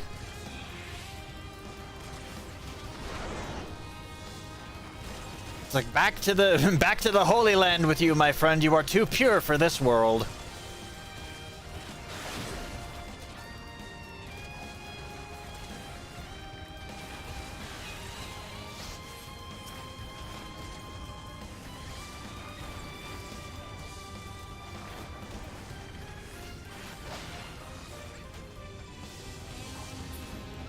Like, it's the thing that gets me the most about a lot of these people who bitch about, like, seeing adult-oriented content on their dashboards or in their stores or anything like that. It's like, my friend, you have the ability to filter your experience.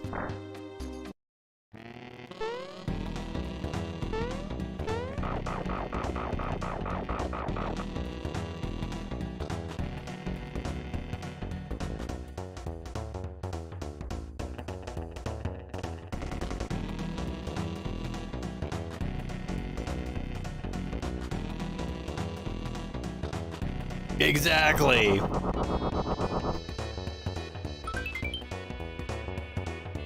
It's like, oh my god, why would you draw something like this? Okay, I understand you don't like what you see, but my friend, my brother in Christ, my disciple in Asmodeus, I have to ask, if it bothers you so much, why the fuck did you choose to look at it? You know, Rule 34 and several of these other websites, they have filters. They have tags. You can disable filters and shit. It's like, don't want to see furry content? Then blacklist furry. Don't want to see fucking, like, I don't know, like inflation or some shit like that? Fucking blacklist it. It's that simple. Curate your own online experience.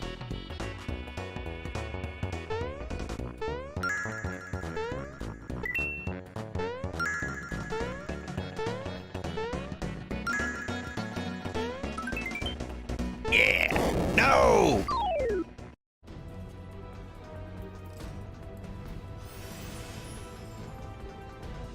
You know, it's got the same energy as, like, the Mississippi pastor who sits there and goes, you need to stop playing this devil music on the radio. It's like, No, old man Herman. Fucking stop. Change the station.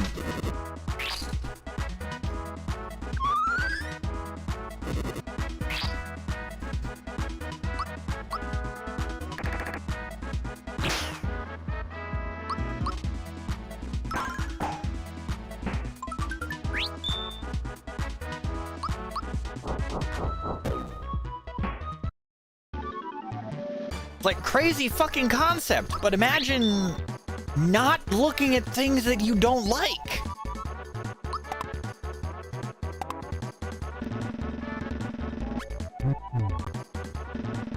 Fuck you, I'm gonna... Fuck you!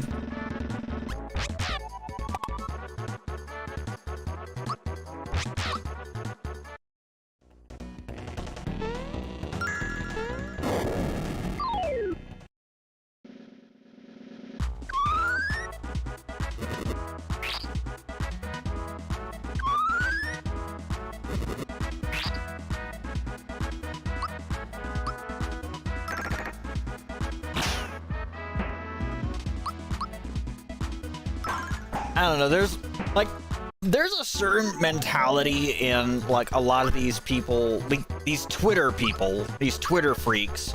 There's a certain personality amongst them that just kind of scratches me the wrong way entirely. Like, these people who sit there, they will go to a professional's artwork, and then they will do the dumbest thing, like make the dumbest edit possible, and be like, I fixed it. it's like, bitch, you didn't fix nothing.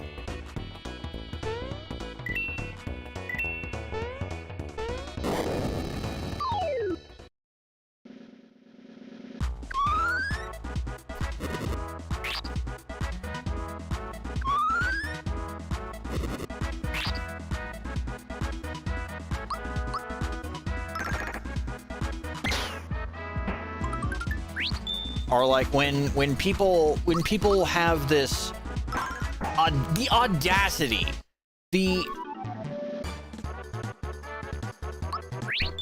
right, but it's like when people have like the sheer fucking audacity to claim that they know better than the person who created the content in the first place.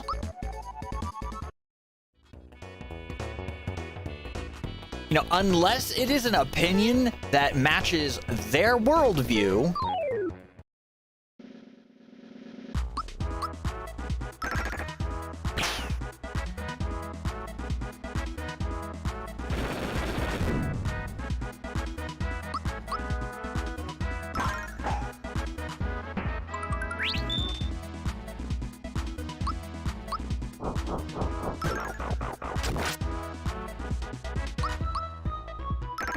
it's like these people suffer like main character syndrome.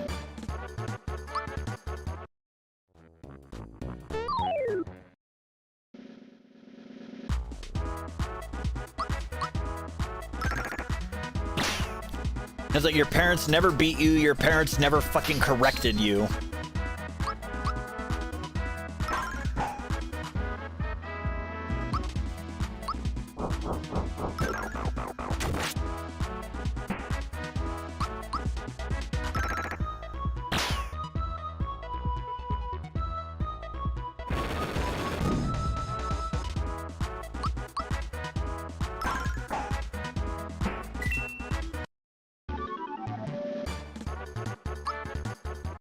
It's like, you never got told to shut the fuck up and that you're wrong, did you?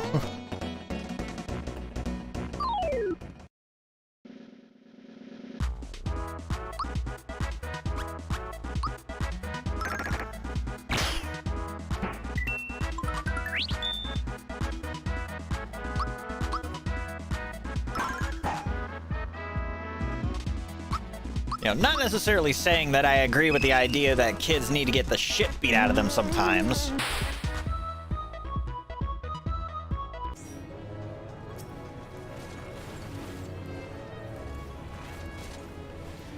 But, like, No. You don't know fear until you try to cover yourself from getting smacked.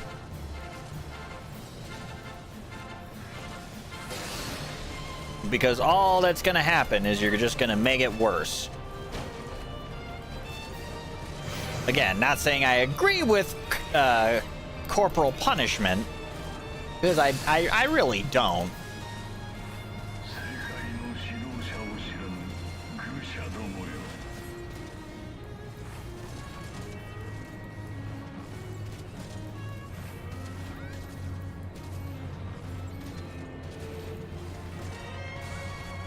But at the same time, like, there are a lot of kids, and I mean a lot of kids, who clearly do not and have not been told no, or had their worldview challenged.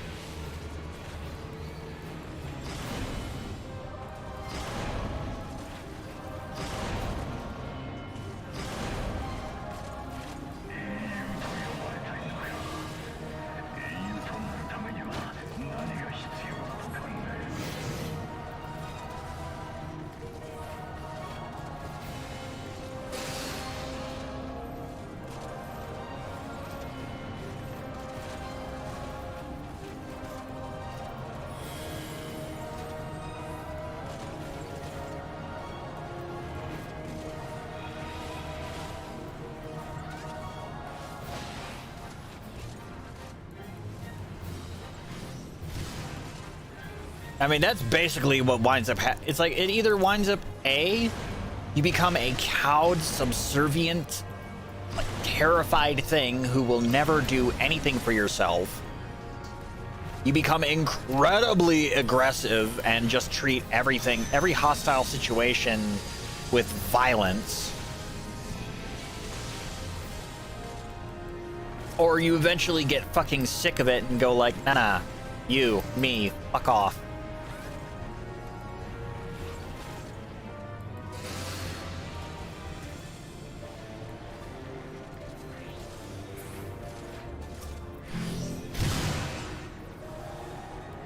Like, thankfully, I was never in a situation where I was beaten. But, like,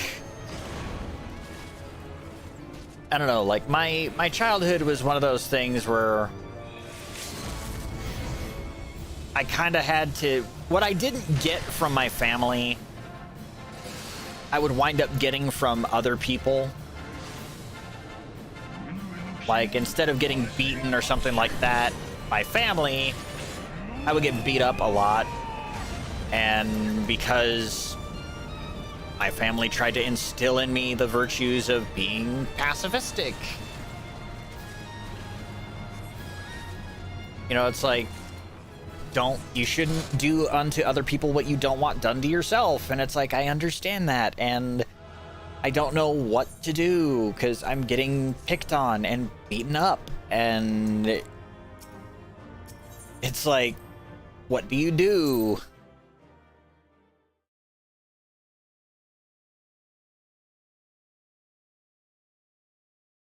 Yeah, I understand the fight or flight response a little too well. Well, technically there's three responses. It's like there are three responses to such a threatening situation. It's like fight, flight, or freeze. And like, as a kid, I would get beaten up so frequently by people who would pick on and bully me.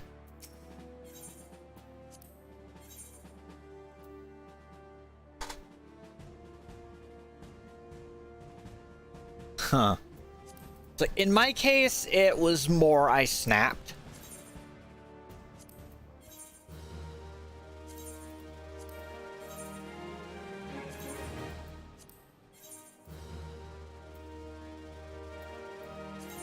Like, for the most part, I became incredibly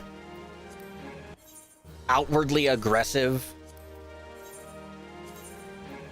I would snap at other people. I would become incredibly hostile. I was very, very mean-spirited when it came to other people.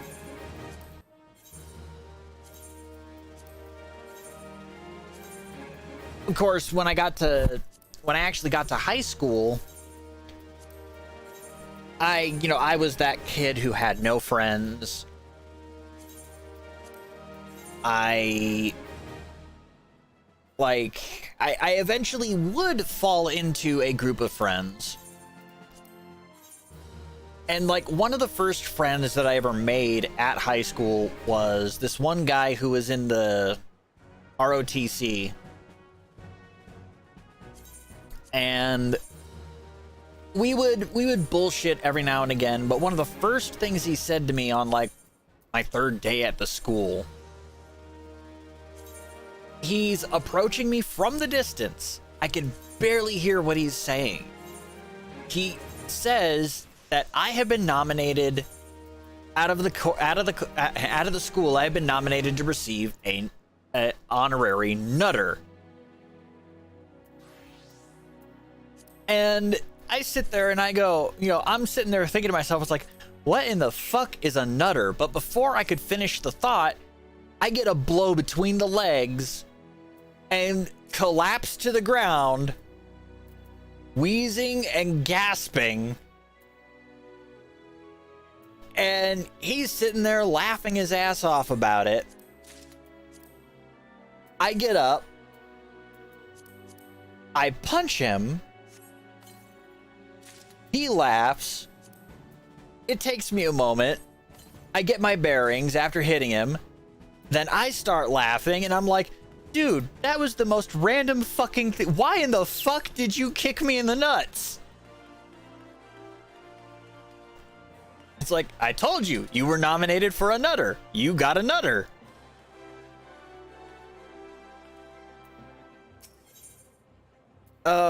He was an interesting character.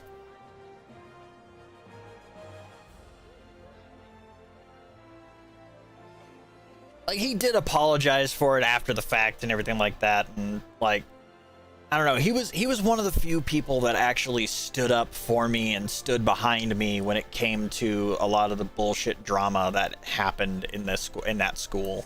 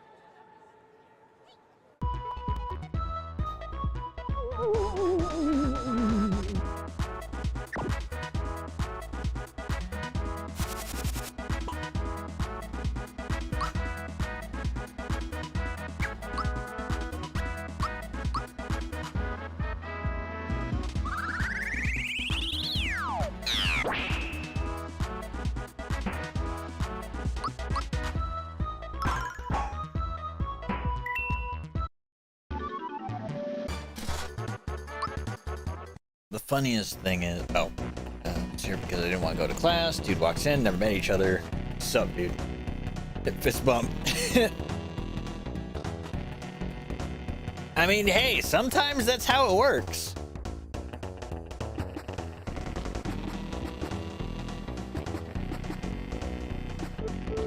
Like, sometimes you just connect with somebody on a personal level.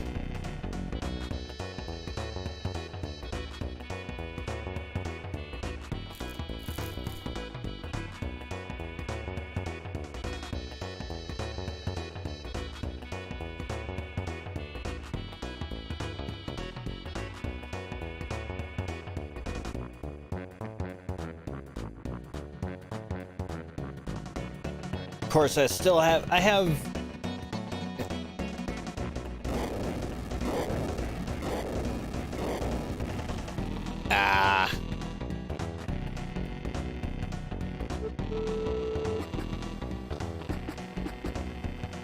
oh, why does that actually sound ironically familiar?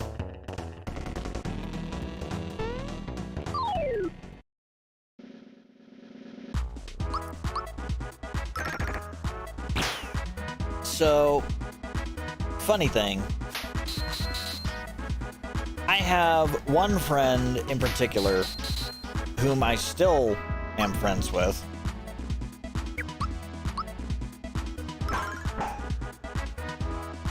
And like,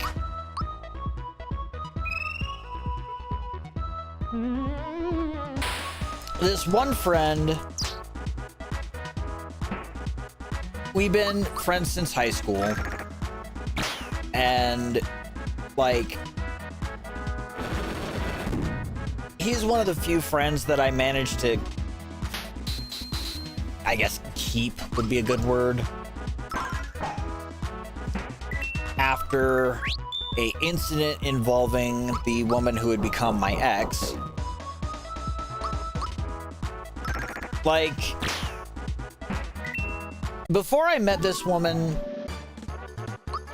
we would like routinely take trips to, you know, the nearby city of Las Cruces. And me and the boys, you know, we would all hang out. We would go to the mall. We would go to the GameStop. Just, you know, bro out and have fun. She gets involved. And at first, everything seems fine. Everything seems dandy. Then slowly but surely, she starts demanding more of my attention. And mind you, this is a long-distance relationship. She starts demanding more of my attention. She pretty much calls every day.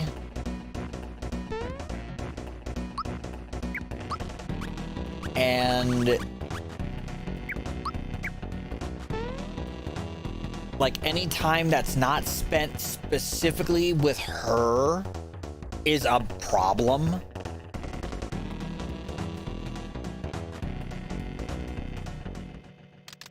And after a while, it gets to the point where, like, I've become a bit of a shut-in. I don't talk to anybody. I don't talk to my friends. I don't try to engage with my friends or anything like that. I just stick to my own shit.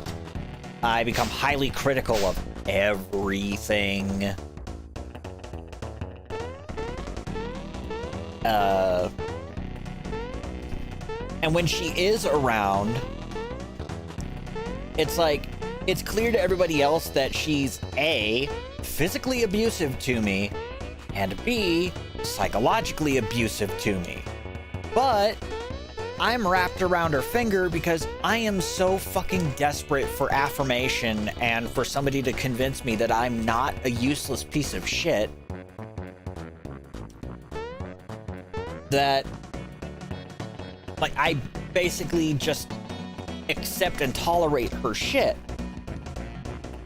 And this friend, basically, he sits there, it's like, dude, I'm not saying she's whipped you. I'm not saying that you're her little bitch. What I am saying is that this isn't healthy. It's like, this is not good for you.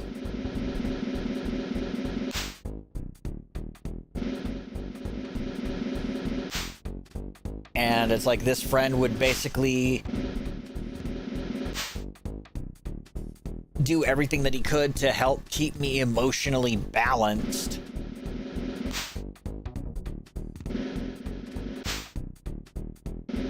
Of course, this is also the same friend who invited me to go with his cousin to the Game On Expo last month. And like, anytime he was in the crowd or something like that, I would always try to find him, because when I'm feeling like those strong anxiety problems when dealing with a lot of people at once, he's kind of like an anchor for me.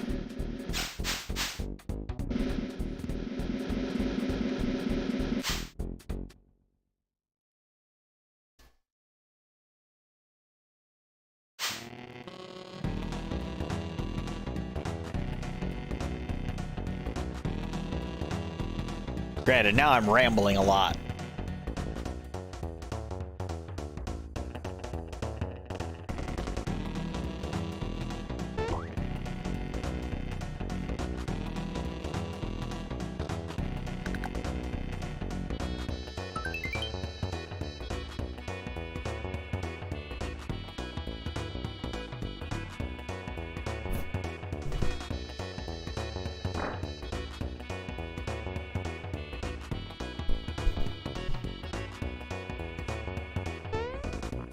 It's like there's another friend that I knew in all the way in fucking like middle school.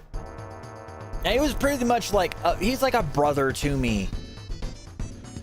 But the problem is we haven't spoken in ages.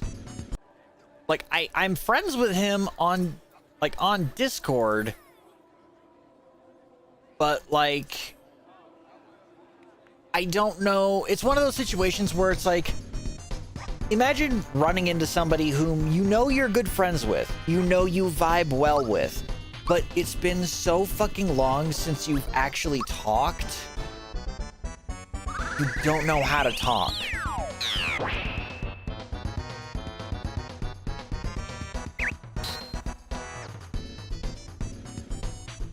Oh God.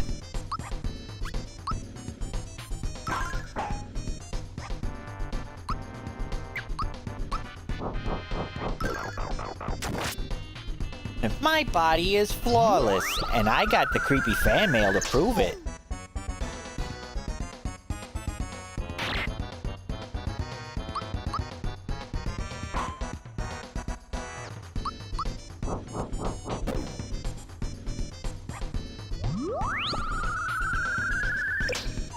God damn it.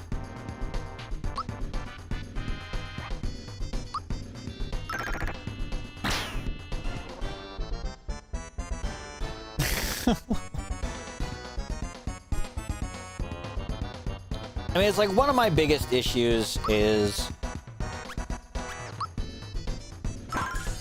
like I know I have a decent physique,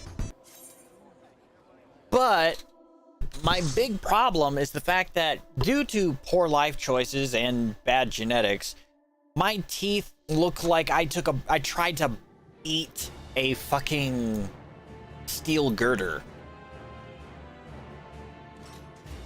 And unfortunately, I do not have the finances to get my fucking teeth removed and get, at the very least, dentures.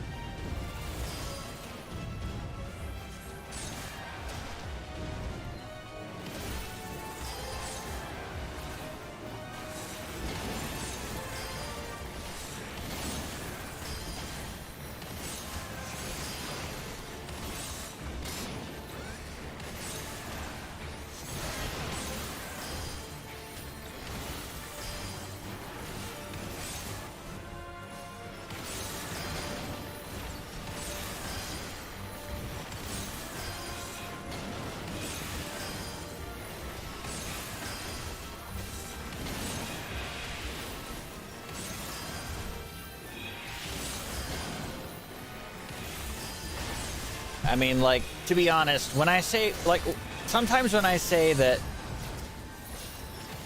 like, when I say that my teeth are bad, some people just think, oh, your teeth are a little crooked or something. It's like, no. You don't understand. When I say it looks like I bit down on a steel girder, it looks like I bit down on a steel girder. Most of my teeth are shattered and broken. Or at least the front teeth. Like, I do not smile because of it.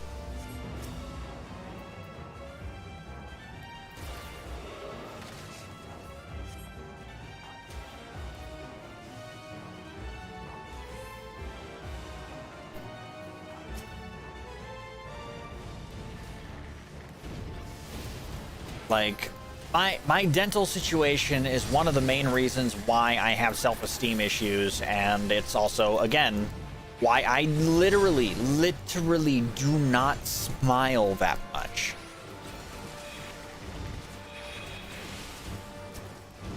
because I don't feel like I have a smile worth using.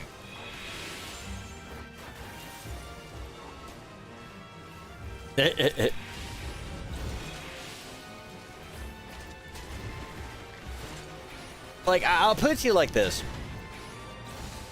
I once got stopped by a fucking cop because of the fact that I was walking at night, because cops out here are that fucking bored.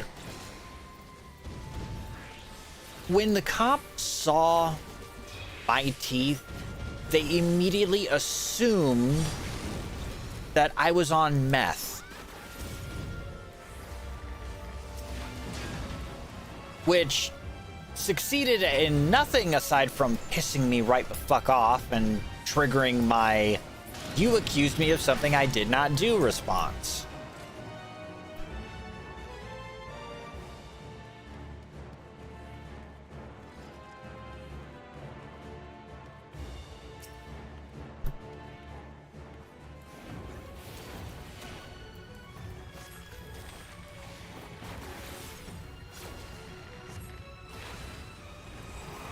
You know, it's definitely one of those situations where it's like, your teeth look like shit. Are you trying to score meth? Your belly looks round and your eyes are glazed. Have you been trying to score donuts?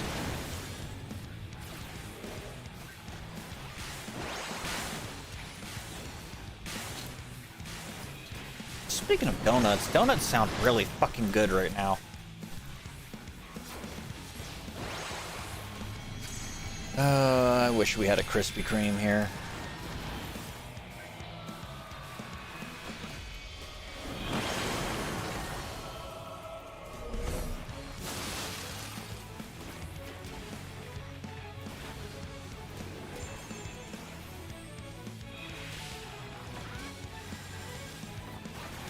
Like, just a quick question for both YouTube and Twitch chat. It's like, what is your favorite donut type? I don't necessarily just mean like particular type of donut, but like okay, if I'm gonna like like, I want to use an example. One of my favorite donuts is Krispy Kreme. Like, one of my favorite donuts is, oh shit, our healer is dead and we don't have a...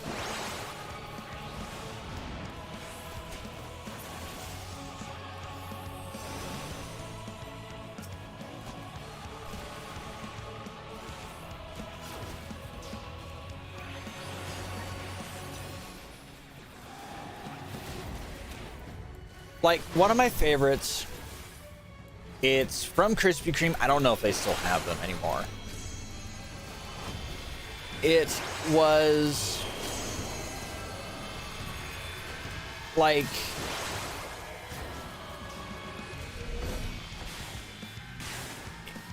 powdered apple cinnamon. Or no, it was like, it had powdered cinnamon,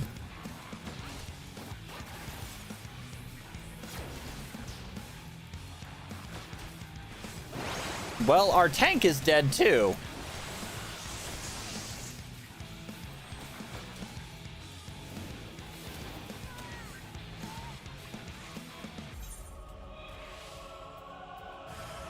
But no, as I was saying, it's a powdered donut. It was a powdered donut with powdered cinnamon, but the interior was like apple pie filling. It was apple cinnamon, but it was like an apple pie filling. And it's just like, oh my god, it was good. The only thing is I can't stand confectioner sugar. It's not the taste, it's the texture.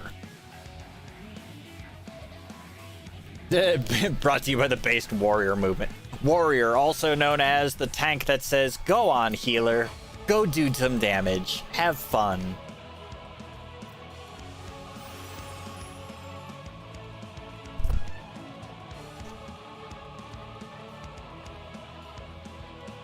Of course, I also just like plain old Krispy Kreme, like plain glazed and chocolate glazed.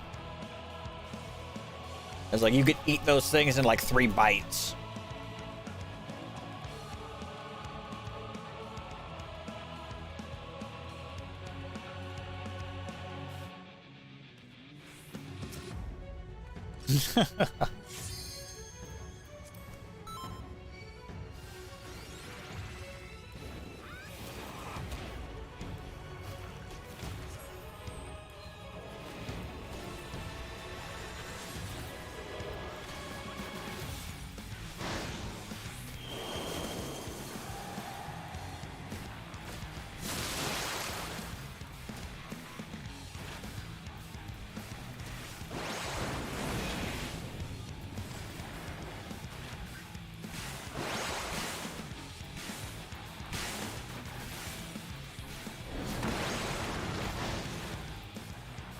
Oh man, next month, some of us have small mouths. It's like, no, I have a shamelessly large mouth.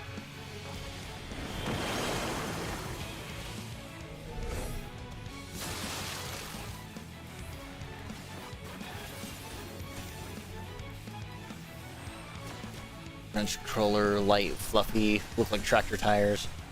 It's like, I've seen crawlers, but anytime I've had a crawler, they tend to be like from my shop's bakery, which, let's face it, generic Walmart donuts aren't the greatest. Like, they're serviceable, but you know deep down, you know you can do better.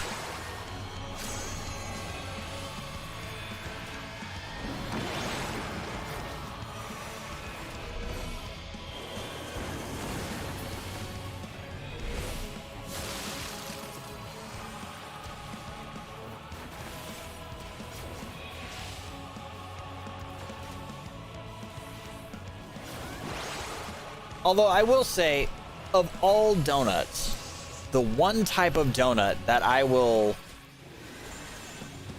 melt over, like the deep fried kind of mini donuts that are lightly dipped in powdered sugar that you can get at like state fairgrounds.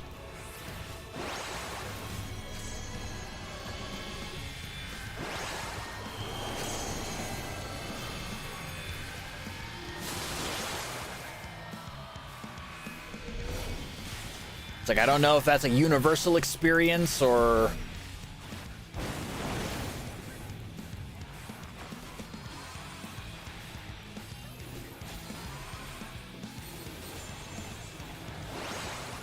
I mean, technically all a donut is, it's fried dough, usually with a topping on it. But like little freshly fried mini donuts.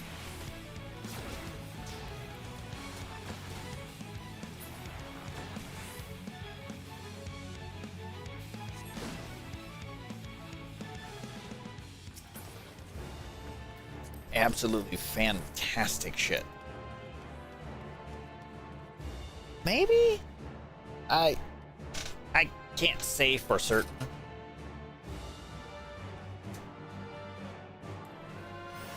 Like, let me multitask.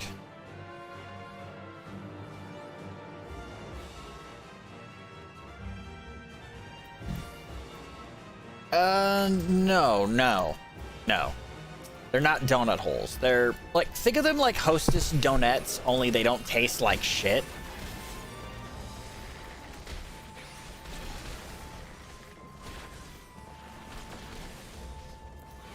Like, they look like tiny donuts.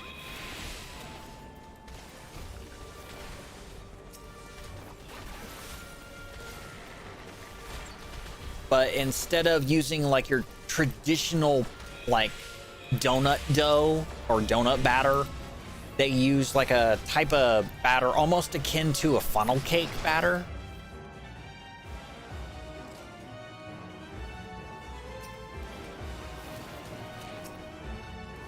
Then again, I can't say anything about Hostess donuts tasting like shit when it's like, It's like, Vac, you're the kind of person who enjoys gas station food. Shut your fucking face hole.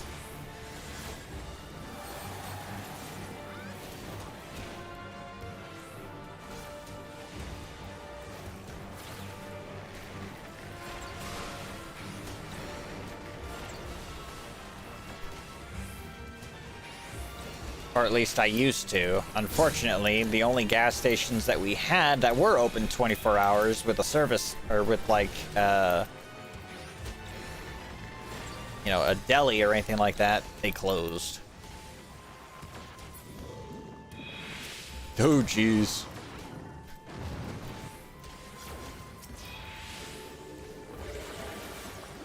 I don't know why, I constantly miss the idea of attending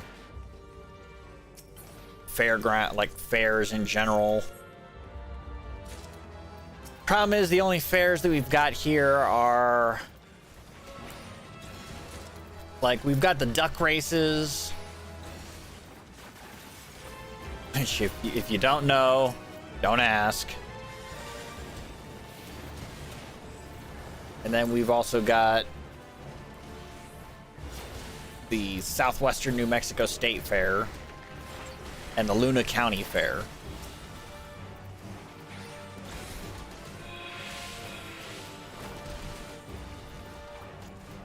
Huh.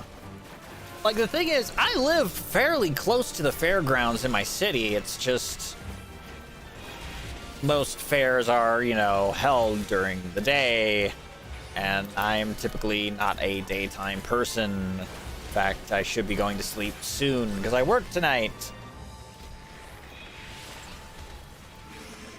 And I don't have enough protected PTO to cover missing a day.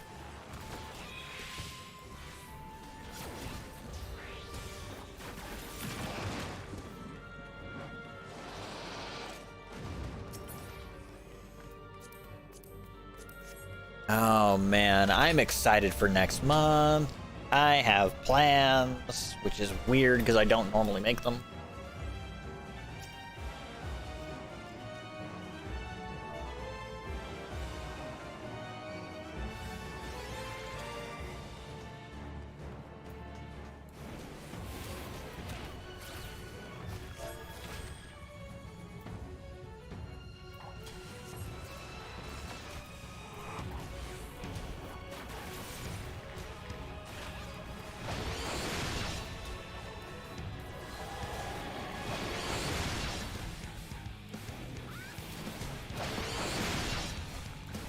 One type of fair that I do miss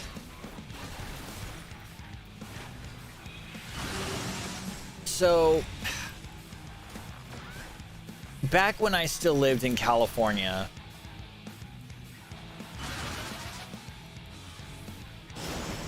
there was it's like we had a Renaissance fair.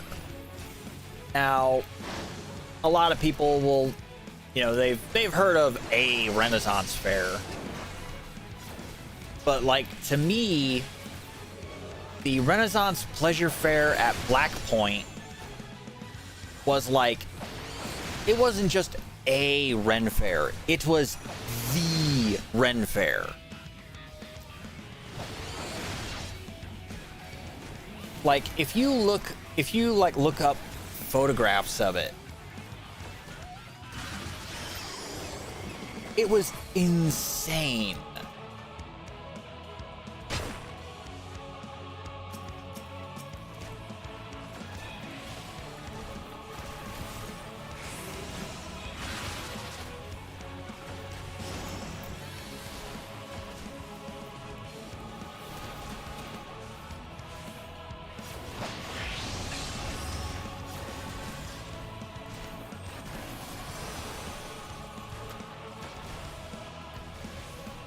Like, the Renaissance Pleasure Fair at Black Point was kind of like an annual tradition every year.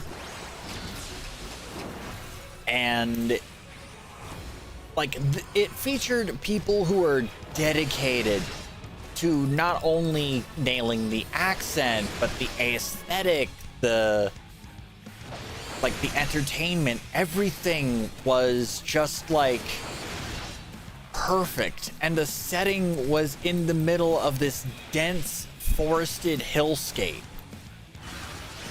where like its position made it so that you couldn't really see the freeway.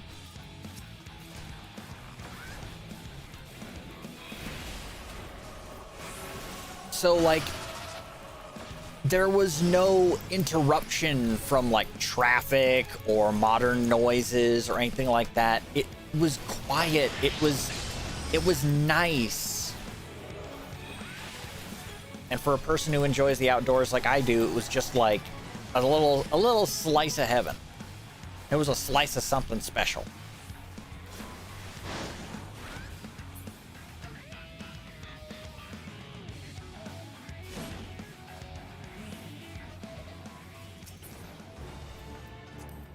Of course, as with all good things,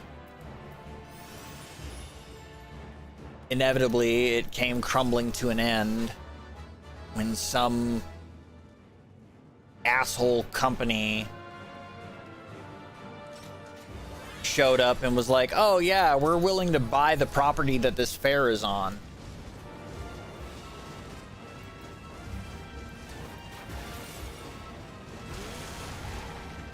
That sounds awesome. But it's like this real estate company was like, oh yeah, we wanna buy the property that your fair is located on because we want to turn it into a residential area for condominiums and a country club.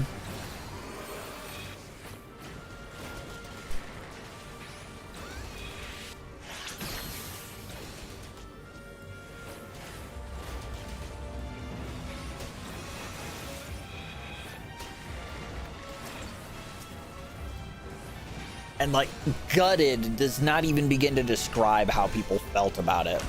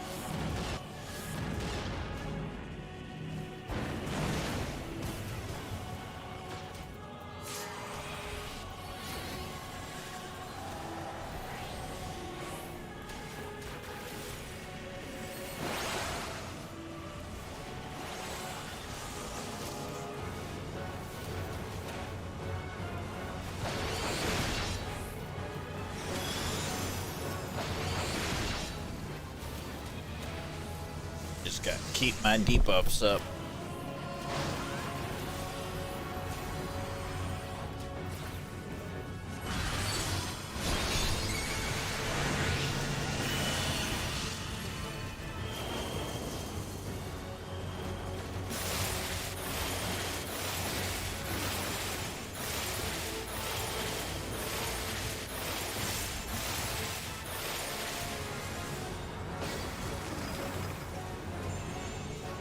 And there goes our healer again.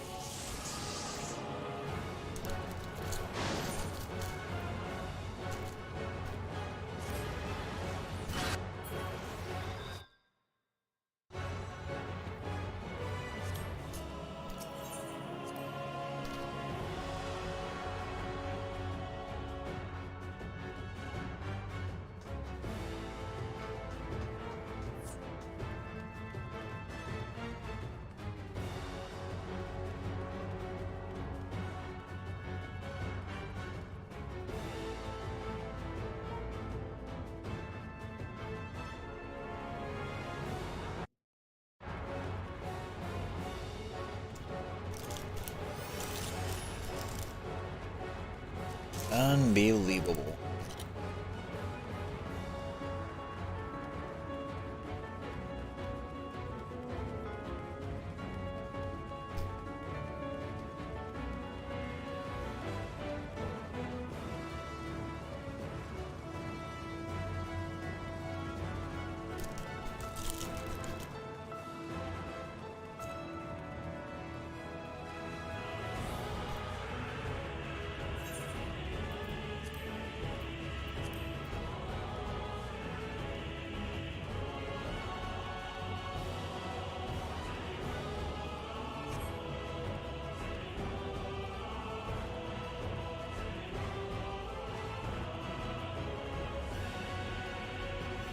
Like, this is literally the last combat class that I need to get to 90.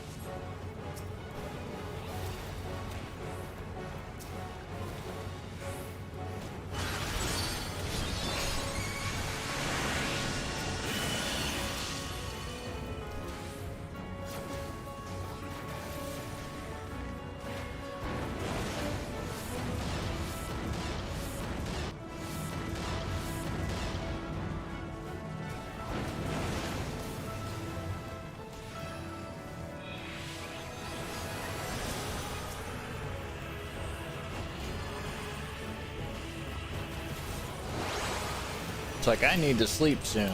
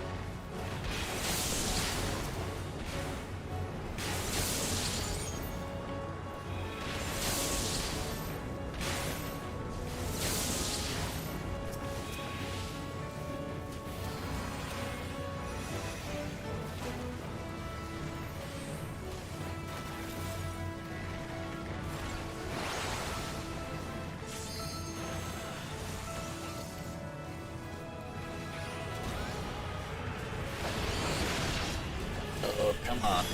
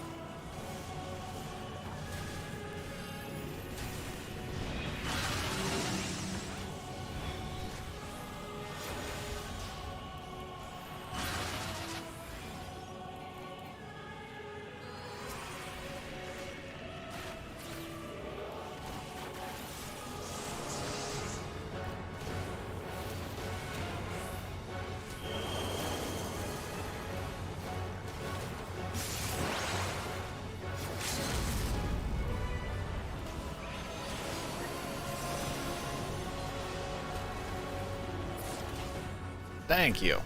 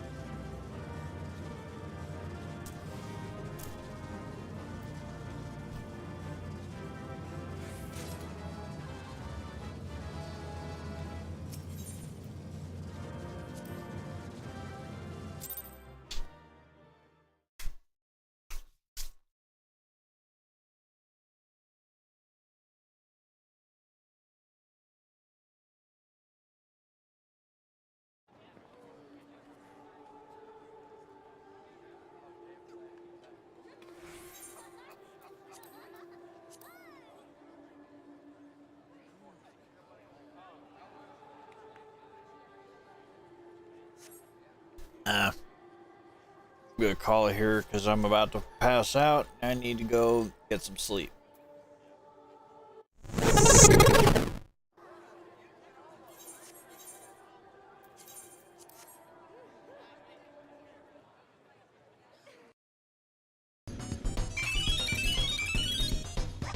And then just save this right there. I'll be back tomorrow. I'm just like not looking forward to tonight's night at work, but it is what it is. I'll be back tomorrow, and everybody take care.